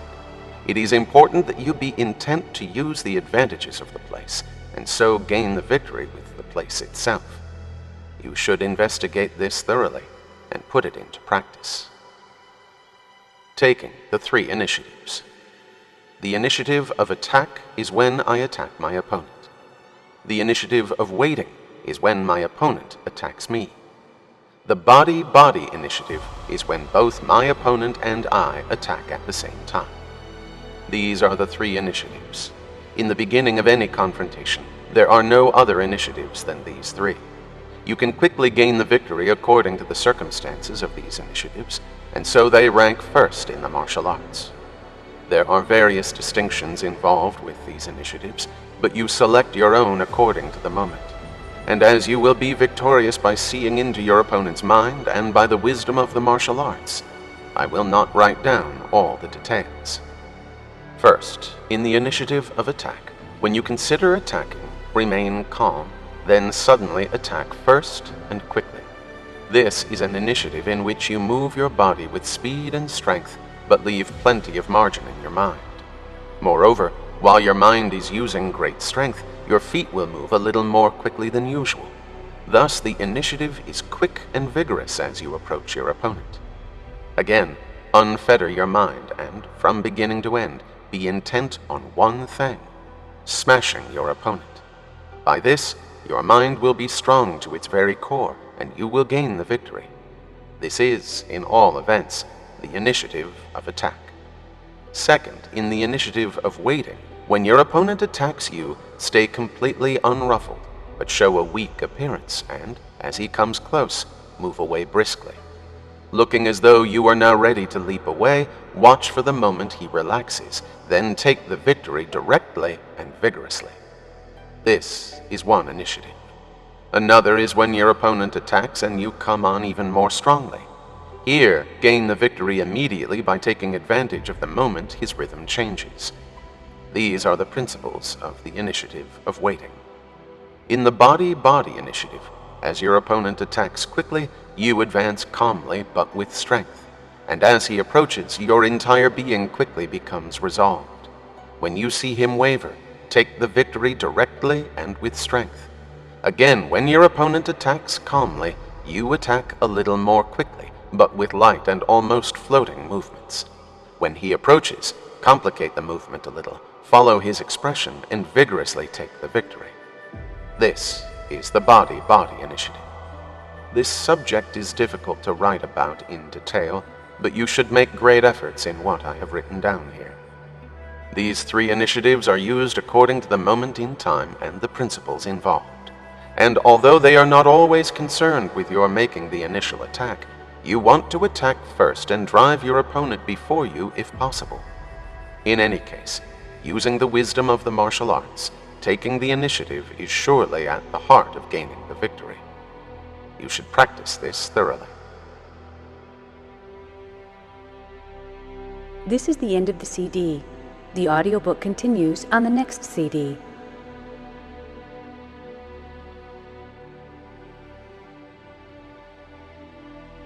Pressing down the pillow.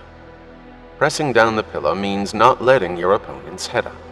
In the way of martial arts combat, it is wrong to let your opponent lead you around or push you into a defensive position. Above all, you want to move him around freely. Therefore, as both you and your opponent are going to be mindful of this, it will be difficult for you to do if you do not perceive what he is going to do. In the martial arts, you do such things as check your opponent's strike, suppress his stabs, and break away from grappling. In what is called pressing down the pillow, you grasp my true way and, when in a confrontation, see through the indications of what your opponent is going to do regardless of his actions. When he is going to strike, before the word strike could even be pronounced, be intent on suppressing him and prohibit the rest of his action. This is the heart of pressing down the pillow. In attack, for example, suppress your opponent at the letter A. For leap, suppress him at the letter L. For cut, suppress him at the letter C. This is all done with the same understanding. In the martial arts, when your opponent is going to use some technique on you, it is important that you let him do it if it's a useless one.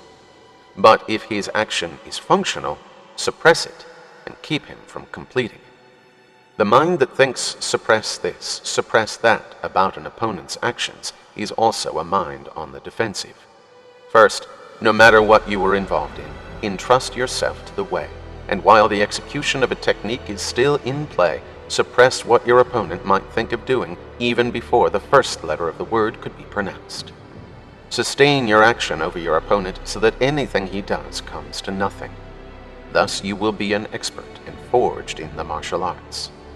You should investigate pressing down the pillow thoroughly. Ferrying across. Ferrying across is like crossing the sea. When you traverse a strait or make a long crossing of the sea for a distance of even 40 or 50 ri, you use ferrying. In passing through this human world too, there are likely many places within the space of a generation that may be called ferrying across. On a ship's course, you know where these places are. You know the capacity of the ship, and you know the weather patterns well. Though other ships may not venture out, you do so by responding to the conditions of the hour, relying on either a crosswind or a tailwind, and, if the wind changes, putting in the oars for 2 or 3 ri.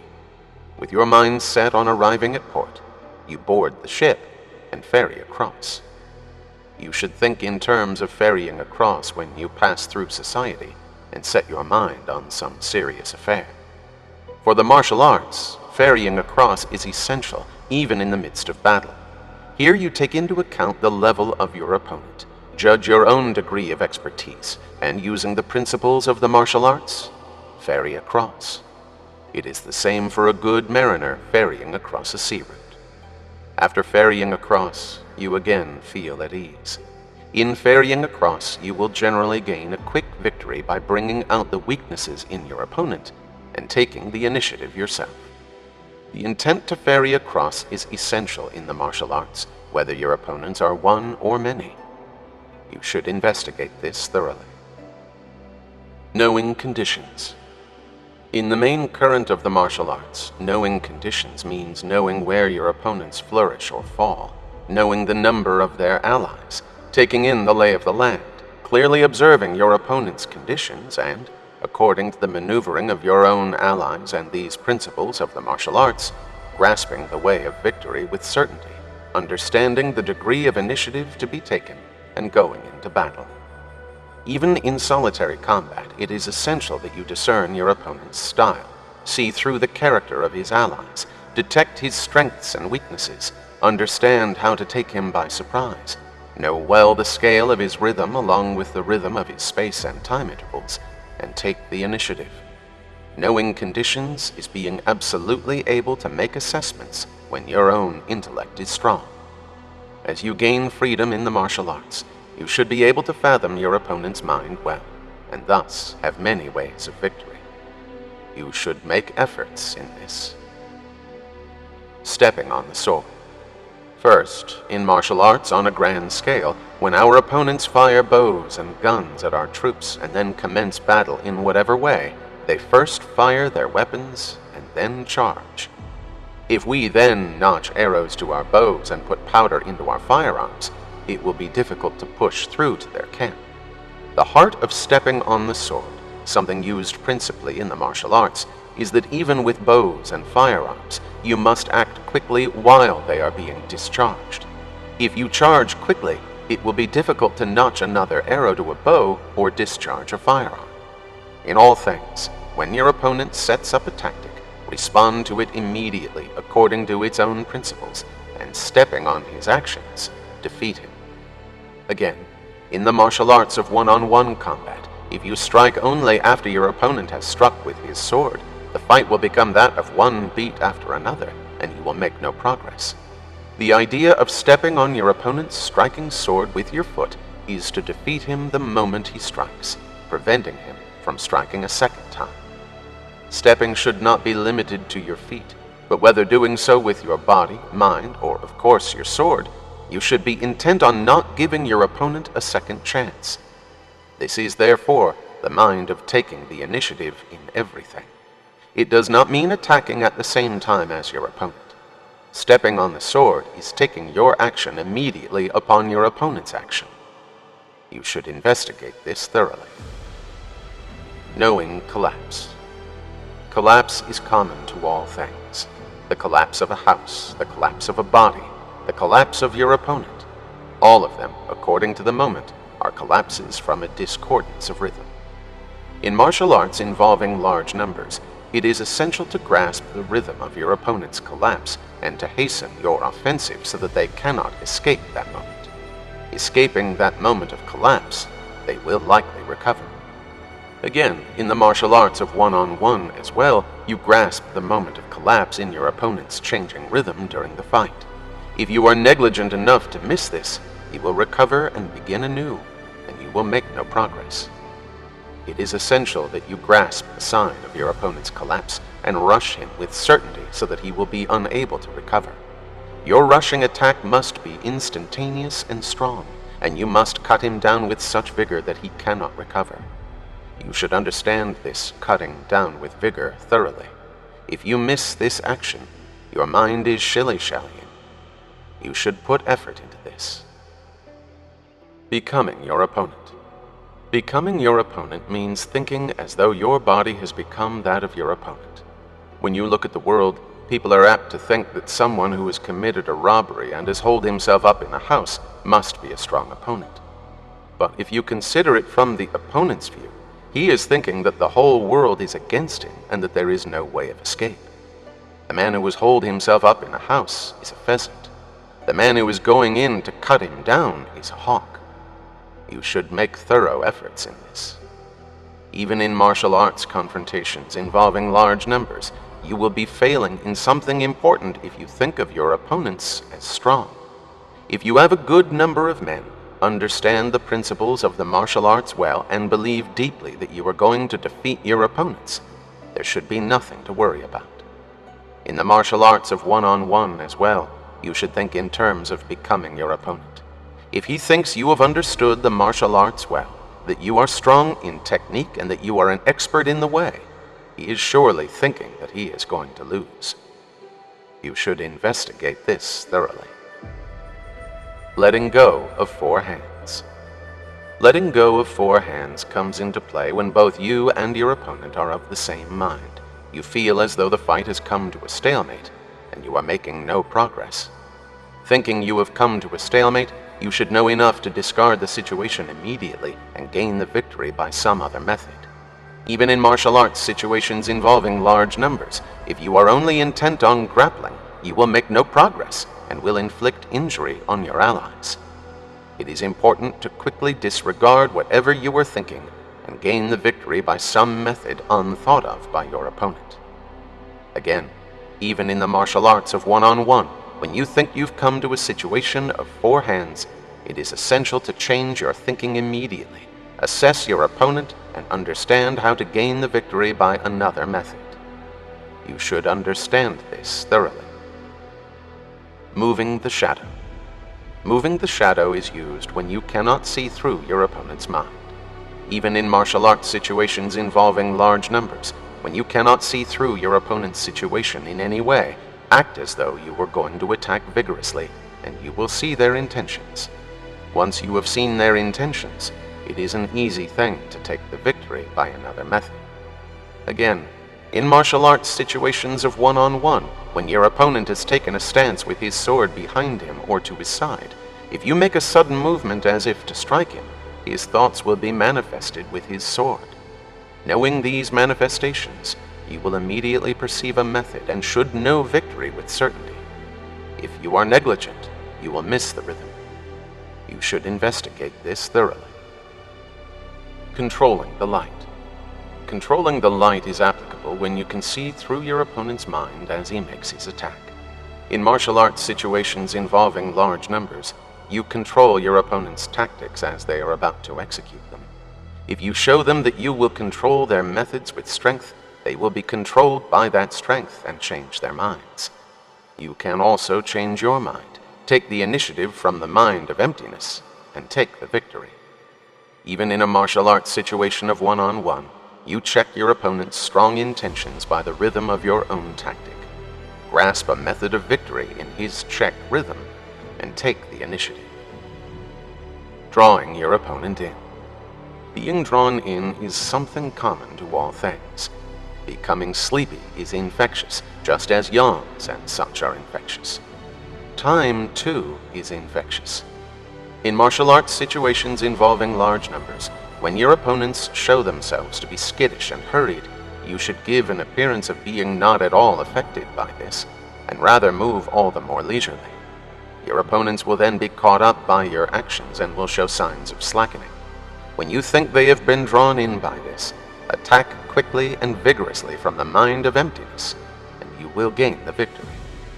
Even in martial arts situations of one-on-one, if you act slowly with body and mind, and then catch the moment when your opponent slackens, you can take the initiative vigorously and quickly and defeat him. This is an important point. Making them drunk is something that resembles this. So are the mentalities of boredom, skittishness, and weakening. You should make great efforts in this. Agitating your opponent. There are many kinds of agitation.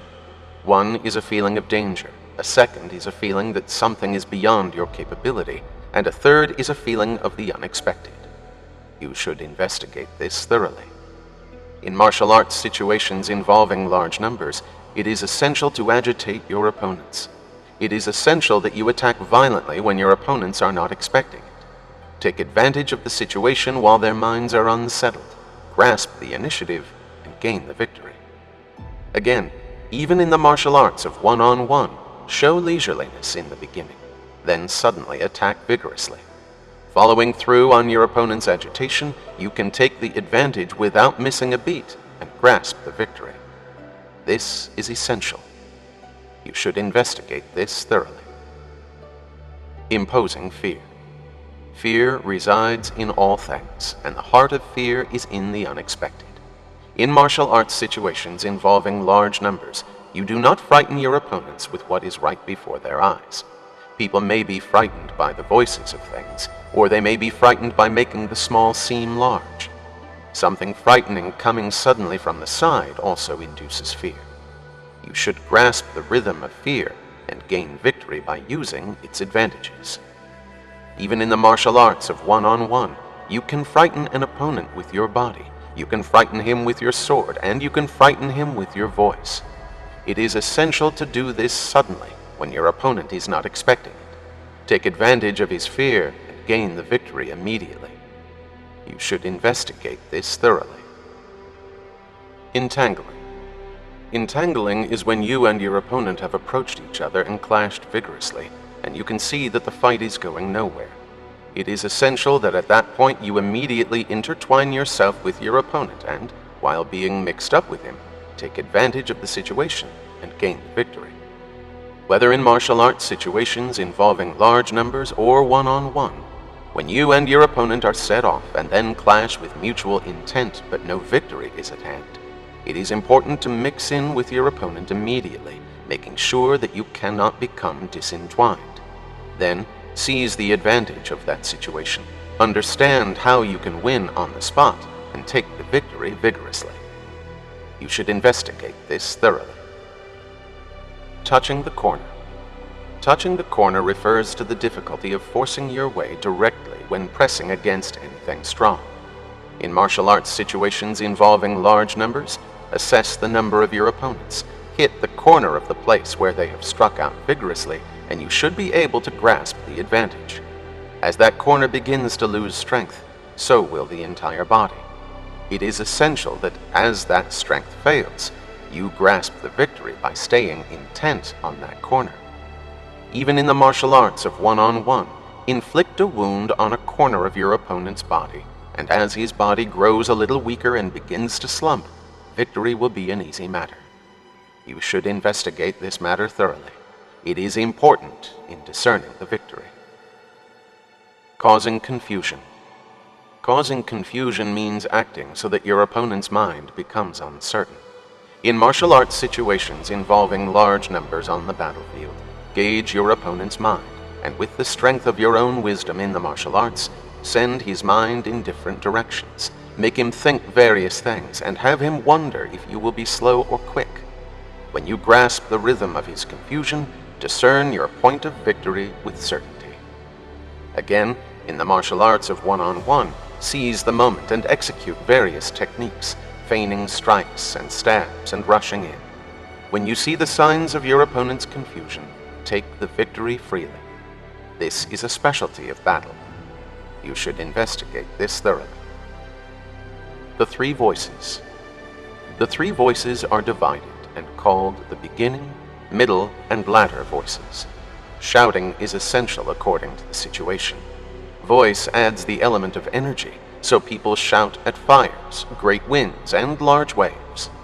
Voice manifests vigor. In martial arts situations involving large numbers, the shouts at the beginning of the battle are given as vigorously as possible to intimidate your opponents.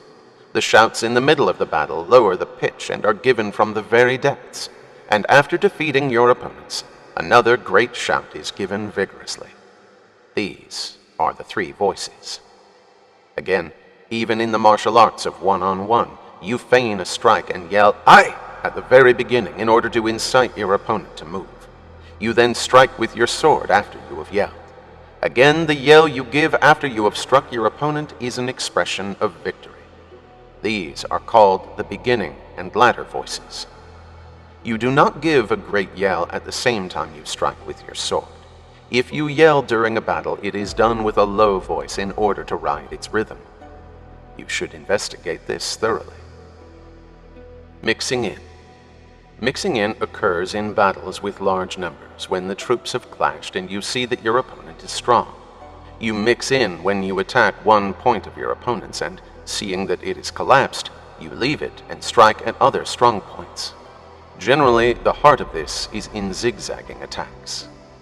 In the martial arts on a smaller scale, this mentality is essential for when you are facing a group alone. Do not simply defeat one single opponent, but rout one after another, always attacking another strong opponent. Grasp one man's rhythm, and with your own good rhythm, zigzag to the left and right, attacking as you read your opponent's expression. When you grasp your opponent's condition and rush in, be intent on taking the victory vigorously without the least bit of a retreat. This mentality is also for when you clash with a single strong opponent. The heart of mixing in is in not knowing a single step of retreat and in getting lost in the crowd. Crushing. Smashing your opponent completely, even if he seems weak and you are strong, is called crushing. This mentality is important. In martial arts situations involving large numbers, when you perceive that your opponents are few in number, or even should they be numerous, once you have confused them and found their weaknesses, you crush them. In other words, from the very beginning, you are intent on intimidating them and crushing them completely. If your crushing is weak, they will be able to rally. The heart of this is to grasp what you have in hand and crush them. You should understand this thoroughly. Again, when you are in one-on-one martial arts situations, if your opponent is inferior to you, or his rhythm is broken, or if he appears as though he is going to retreat, it is essential that you crush him immediately, without letting him catch his breath or even letting him glance at you. It is your primary consideration to not let him recover even a little. You should investigate this thoroughly. Mountains and seas. The heart of mountains and seas is that it is wrong to use the same tactic repeatedly during a fight between you and your opponent. Using the same tactic twice is unavoidable, but you should not use it 3 times. If you use a technique on your opponent and it is not successful the first time, it will have no effect to attack him once more with the same move. Attack suddenly with a different technique, and if that has no effect, you should use yet a different one. Thus, if your opponent is thinking mountains, attack with seas, and if he is thinking seas, attack with mountains. This is the heart of the way of the martial arts. You should investigate this thoroughly. Piercing the bottom. In fighting your opponent and using the principles of this way, there may be times when you appear to be winning on the surface, but hostility remains in your opponent's mind. Accordingly, he may be defeated on the surface, but not at all in the bottom of his mind.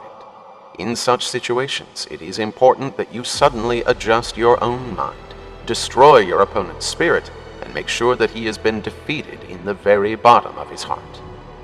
This piercing the bottom can be done with the sword, the body, or the mind. It cannot be defined sweepingly. When your opponent has collapsed from the bottom of his heart, it is not necessary for you to remain intent. But if he has not, you must remain alert. It will be difficult for your opponent to collapse completely if something remains in his mind. For the martial arts of both large numbers and one-on-one, you should practice piercing the bottom thoroughly. Renewal. When you and your opponent are fighting and nothing is going right, nor is there progress, be of a mind to throw off your former intention and start entirely anew. Take on another rhythm and see your way to victory. With renewal, whenever you think that you and your opponent are just grading along, you should change your mind on the spot and take the victory by using another tactic. In martial arts involving large numbers as well, it is essential to discern a point of renewal. It is a matter of using your strength of knowledge of the martial arts and seeing through things immediately. You should investigate this thoroughly. Head of a rat, neck of a bull. Head of a rat, neck of a bull applies when you are in battle with your opponent and you are both entangled in concentrating on the finer details, yet you feel that you are going nowhere. In the way of the martial arts, you must consider head of a rat, neck of a bull constantly and repeatedly. No matter how engrossed in the details you are, you should suddenly show great heart and exchange the great and the small. This is one of the dispositions of the martial arts. It is essential for the warrior, even the ordinary soldier, to think in these terms. You should never depart from this mentality, whether in martial arts involving great numbers or in those of one-on-one. You should investigate this thoroughly. The general knows the soldiers. In order to fulfill your intentions, and regardless of what kind of fight you may be involved in, you must always put into practice the rule, the general knows the soldiers. Grasp your strength of wisdom of the martial arts and consider your opponents as your own soldiers. Accordingly, you should make them follow your own intentions and move them around freely. When you think in these terms, you become the general and your opponents become your soldiers. You should make efforts in this. Releasing the hilt of the sword. There are various meanings to releasing the hilt of the sword. There is the understanding of winning without a sword, and the understanding of not winning though you have a sword. There are various meanings, but I will not write them all down. You should practice this thoroughly. The body of a rocky crag. The body of a rocky crag refers to how, grasping the way of the martial arts, you suddenly become like a rocky crag, unmoving and struck by nothing. This is an oral tradition. The above is what I have written concerning my own style of swordsmanship, and is something I have thought over unceasingly. I have written these principles down for the first time, so the order in which they are noted is confused, and it is difficult to discuss them in detail. Nevertheless, they should become mental signposts for the person who would study this way. From the time I was young, I have set my mind on the way of the martial arts, practiced the one subject of swordsmanship with my entire being, and experienced various and different understandings. Looking into other styles, I have found that they were either speaking with clever pretexts or demonstrating detailed hand maneuvers. While they looked good to the eye, none of them had the heart of truth. Of course, you may think it good to learn such things and to practice them with both body and mind. But they all become injurious to the way, and will be impossible to wipe away even in distant generations. Accordingly, they will corrupt the true way of the martial arts in the world, and will be the cause of its abandonment. The true way of swordsmanship is to fight with your opponent and win, and this should not be changed in the slightest. If you grasp the strength of wisdom of my martial arts and put it directly into practice, there should be no doubt of victory. 12th day of the 5th month, 2nd year of Shōhō, Shinmen Musashi. The Wind Chapter. In the martial arts, you know the way of other styles. As I write about these other styles of martial arts here, I have designated this as the Wind Chapter. It would be quite difficult to understand the way of my style without knowing the way of others. When you inquire into the other martial arts, you see that there are styles that base their techniques on grasping a large longsword and specializing in strength. There are others that use a small longsword, that is, a short longsword, and exert themselves in their way. There are yet others who make contrivances with many sword techniques and teach their way by stances with the sword, saying, "These are the outer stances, these are the inner." In this chapter I will express with certainty that none of these are the true way, and will show you what is good, what is bad, what is based on principle, and what is not. The rationale of my own school is completely different.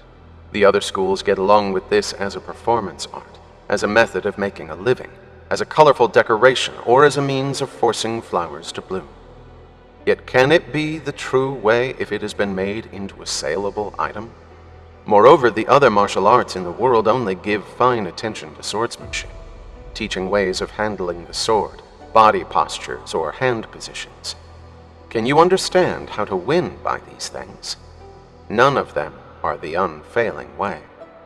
In this chapter, I will write down the deficiencies of the other styles one by one. Investigating this thoroughly, you should understand the advantages of the two-sword style. Carrying a longsword in other styles.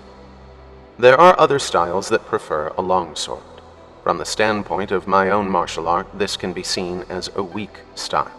The reason is this: not knowing how to defeat others in any situation, they put virtue in the length of the sword and think they can win by their distance from their opponent.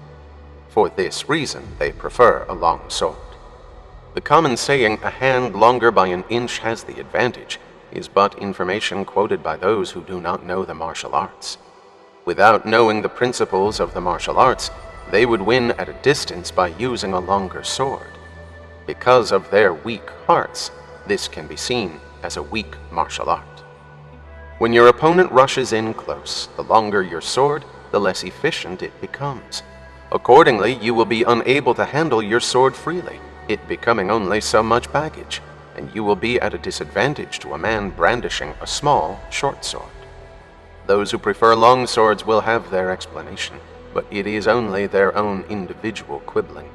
It is unreasonable when seen from the true way in this world. Would you be sure to lose if you did not carry a long sword, but carried a short one instead?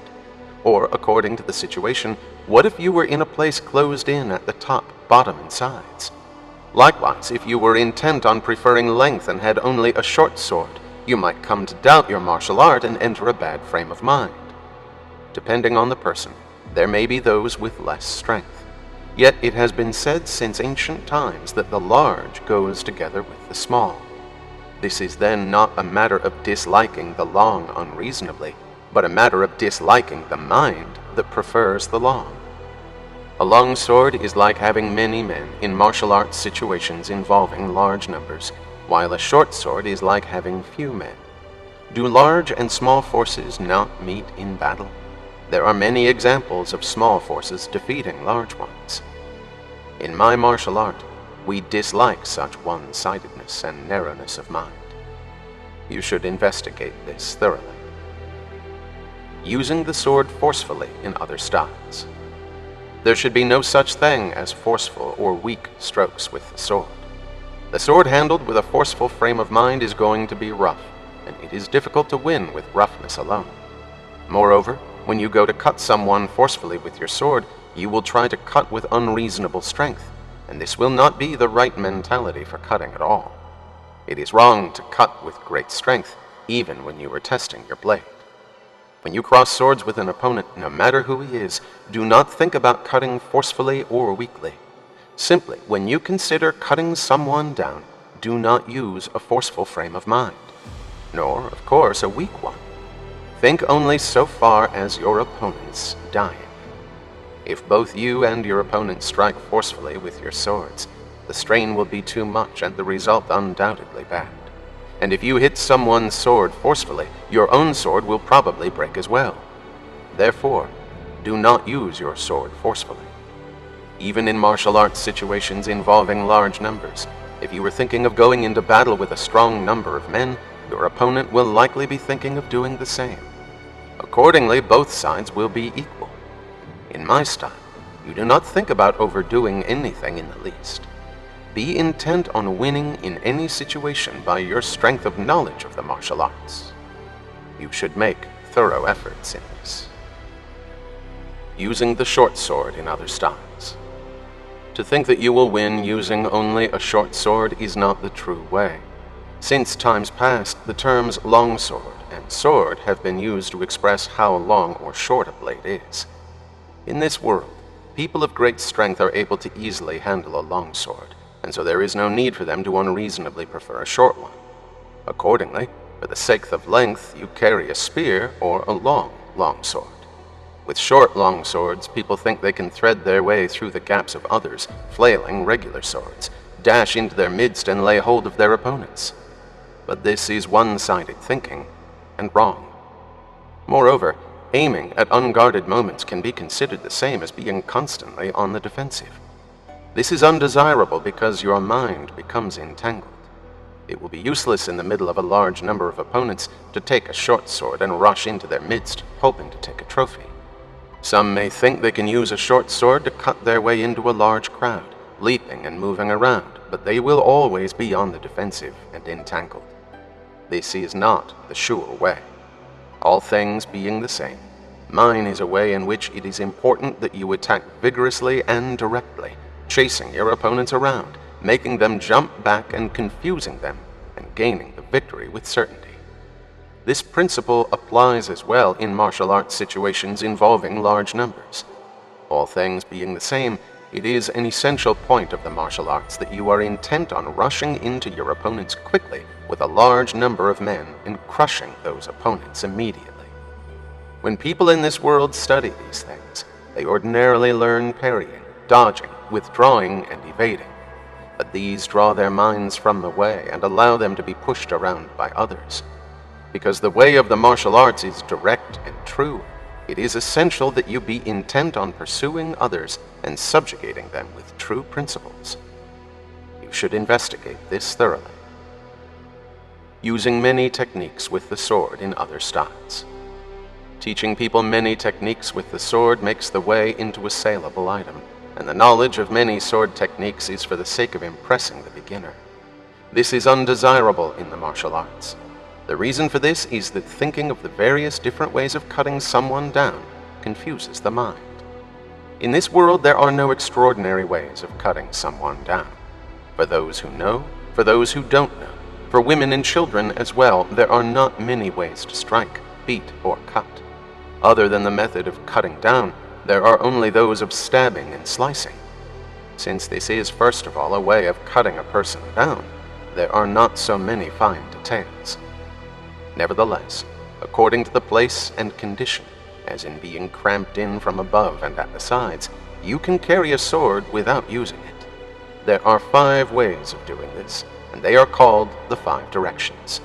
Otherwise, cutting people down by additionally twisting your hand, contorting your body, jumping, or opening up is not the true way. Cutting someone down cannot be done by twisting, contorting, leaping, or opening up. Such things are absolutely useless. In my martial art, it is essential that both body and mind are composed in a straightforward way, and that you bend and warp your opponent, taking the victory by twisting and distorting your opponent's mind. You should investigate this thoroughly. Using other stances with the sword. It is harmful to specialize in stances with the sword. In this world, taking stances should be done when there is no opponent present. The reason for this is that in examples from the past and practices from today, establishing hard and fast rules is not the way of victory. That way is in devising difficulties for your opponent. In all things, the heart of taking a stance is in not being moved. The idea of taking a stance at a castle in battle array, for example, is that you stand strongly, unmoved, even though you were attacked. This is normal. In the way of victory through the martial arts, you are intent on taking the initiative, always the initiative, in all things. The heart of taking a stance is in waiting for the initiative. You should make thorough efforts in this. In the way of victory through the martial arts, you move the other person's stance. You do something your opponent is not expecting, fluster him, make him uncomfortable, threaten him, or grasp the rhythm of his confusion. If you seize the victory in these ways, taking a stance will be understood as taking the defensive, and this will be undesirable. Accordingly, my own way is that of stance, no stance, which is to say, taking a stance by having no stance at all. In martial arts situations involving large numbers, it is important for the battle that you consider the number of your opponent's troops, understand the condition of the battlefield, know the abilities of your own men, and grasping the virtues of these things, set up your men and start the fight. What doubles the chances of winning or losing is whether the other side takes the initiative, or you yourself take the initiative. To think that you will take up a fine stance with the sword, adroitly parry your opponent's sword, and then strike him well, is the same as using spears and long swords as boards in a palisade. Again, the crux of this is that when you strike your opponent, you can pull up a board from a palisade and use it as a spear or longsword. You should investigate this thoroughly. Fixing the eyes in other styles. How to fix the eyes goes according to the style. Some fix their eyes on their opponent's sword, while in other styles they fix their eyes on their opponent's hands. Others fix their eyes on the face, and others on the feet. All of these, as they fix their eyes on one special place, confuse the mind and pose a malady to the martial arts. This is the reason. Although those who play Kemari do not fix their eyes on the ball, they are able to execute the difficult techniques of the game. Because they have become accustomed to it, it is not a matter of a certain place to look. For the techniques of people doing acrobatic tricks, each becomes accustomed to their way, whether it be balancing a sliding door on the nose or juggling a number of swords. For such things as these, though they do not fix their eyes in one certain place, it looks natural because they have practiced habitually. In the way of the martial arts as well, by becoming used to fighting with different opponents, by learning the proportions of a man's mind, and by grasping the practice of the way, you will be able to see through the distance and speed of his sword. Fixing the eyes in the martial arts is looking into the large picture of a man's mind. In martial arts situations involving large numbers, set your eyes on the abilities and conditions of your opponent's men. Of the two ways of observation and seeing, the eye of observation is the strongest. It is essential that you take the victory straight away by seeing the mind of your opponent and the conditions of the place, by fixing your eyes broadly and by seeing the condition of the battlefield and its different possible strengths and weaknesses. In the martial arts of both large numbers and one-on-one, do not fix the eye with a narrow focus. As mentioned before, if you fix the eye with a detailed, narrow focus, you will miss the large picture, create for yourself a confused mind, and be stripped of a sure victory. You should investigate these principles thoroughly and put them into practice. Use of the feet in other styles. In the use of the feet, there are various quick ways of stepping, called things like floating feet, leaping feet, springing feet, stamping feet, or crow's feet. From the viewpoint of my own martial art, I think them all to be insufficient.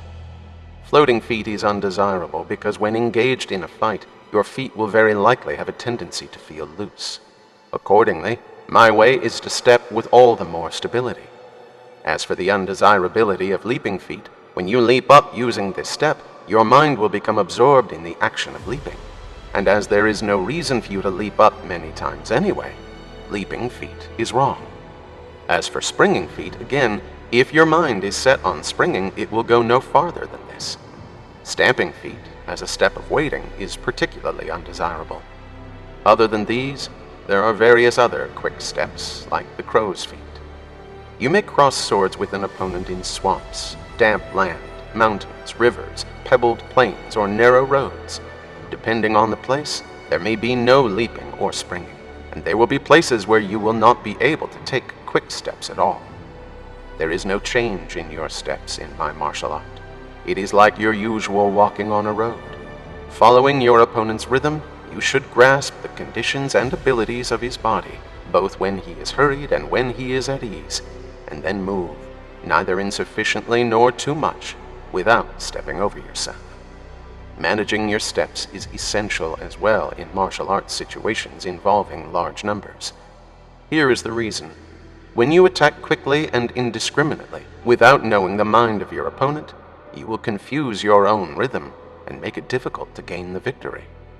Moreover, if your steps are too slow, you will not detect the moment when your opponent may be flustered and fall apart. Victory will escape you, and you will be unable to win quickly. It is essential to take the victory by seeing through to the place of your opponent's confusion and collapse, and by not giving him a moment to collect himself.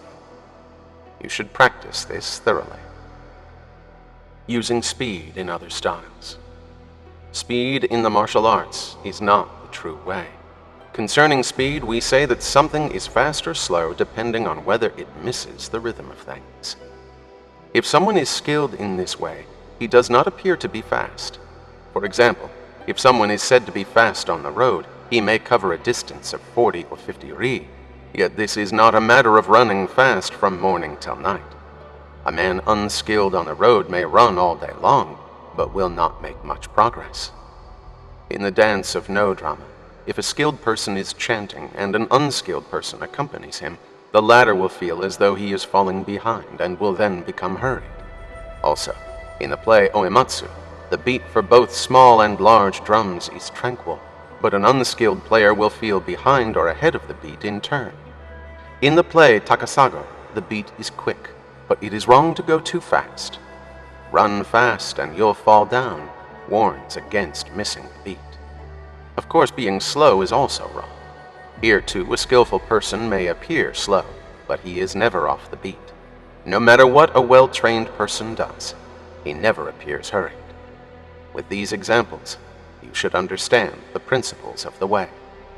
In the way of the martial arts particularly, it is bad to go fast. The reason for this is that, according to the place, there may be swamps or damp areas. It may be difficult for either body or feet to go fast. It will be all the more impossible to cut someone down quickly with your sword. If you try to cut him down quickly, it will not be done as if using a fan or a short sword. Accordingly, if you make to cut quickly, you will not cut at all. You should understand this thoroughly. In martial arts situations involving large numbers, it is wrong to have a mentality of fast or slow. With the mind of pressing down the pillow, you will not go slowly at all. Again, if someone is indiscriminately fast, it is essential that you counter this, become tranquil yourself, and not be pulled into this speed by him. You should make efforts and practice the meaning of this. Interior and exterior in other styles. In the martial arts, what is meant by exterior and what is meant by interior? According to the art or what you touch upon, these terms speak of esoteric meanings and secret traditions, as well as entrances to the interior. But when it comes to the principles of crossing swords with your opponent, there is no such thing as fighting by means of the exterior and cutting someone down by means of the interior. My way of teaching the martial arts is to take a man who is a beginner in the way, have him learn according to those skills that he may develop well, teach him principles that he will quickly understand first, see through the places where his mind may be suitable for matters not easily understood, and gradually teach him the deeper principles later. Nevertheless, this is a matter of having him learn how to cross swords in battle, so there is no point called the entrance to the interior. In this world, then, when searching for the interior or depths of a mountain, if you think of going even farther into the interior than you already are, you will go right out the entrance again. In the way of any subject at all, there are points fitting for the interior and good things regarding coming through the entrance. Here, concerning the principles of battle, what should be hidden? What exposed? Accordingly, in teaching my way, I dislike such things as written oaths or contracts with retribution.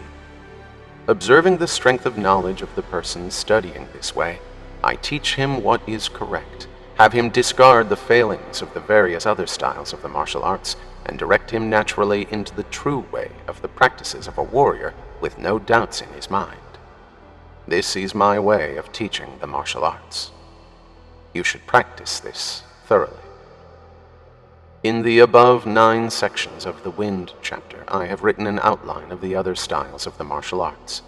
Although it is necessary to write down with certainty about the various styles from their entrances to their depths, I have purposely not recorded either the names of those styles or the names of their greatest concerns. The reason for this is that the view of each style and the explanations of each way go according to the mentalities of different people. Thus, there are some differences of opinion within the same style. Accordingly, for the sake of those in the future, I have not written about the course of each style. Throughout the 9 sections of general explanations about the other styles, when shown from the correct human reasoning, the various ways in this world favor long swords or find benefit in short swords alone. But to be predisposed towards strength or weakness in rough terms or in detail are all partial ways. Accordingly, though I have not revealed the entrances and depths of other styles, all should understand this. In my style, there is neither entrance nor depth to the sword, and there is no ultimate stance. There is only seeing through to its virtues with the mind. This is the essence of the martial arts. 12th day of the 5th month, 2nd year of Shōhō, Shinmen Musashi. The Emptiness Chapter.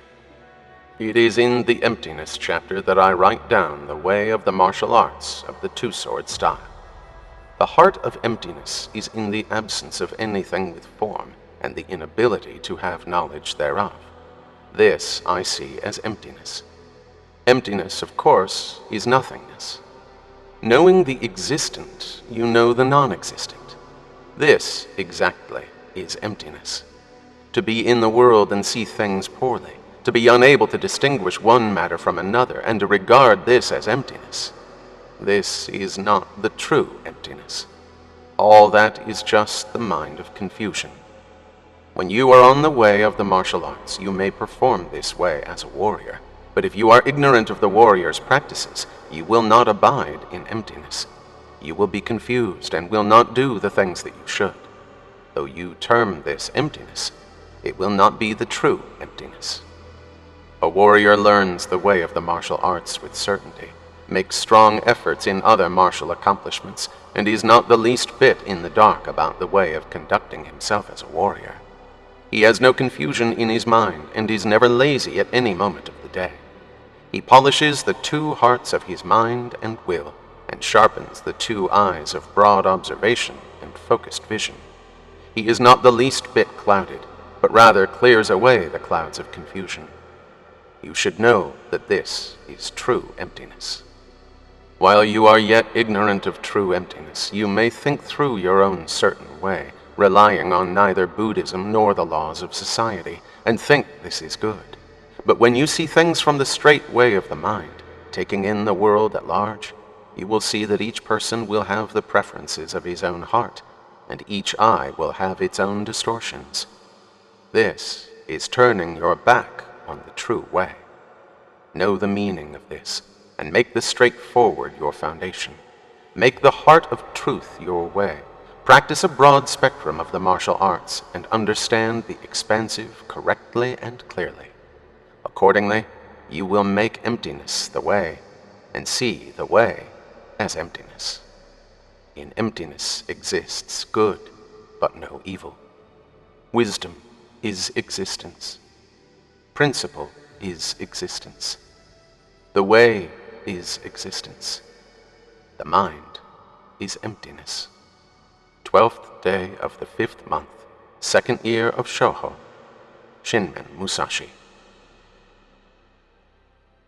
This concludes the Book of 5 Rings. Please visit our website, www.tantor.com, for more information on our growing library of unabridged audiobooks and to take advantage of special offers.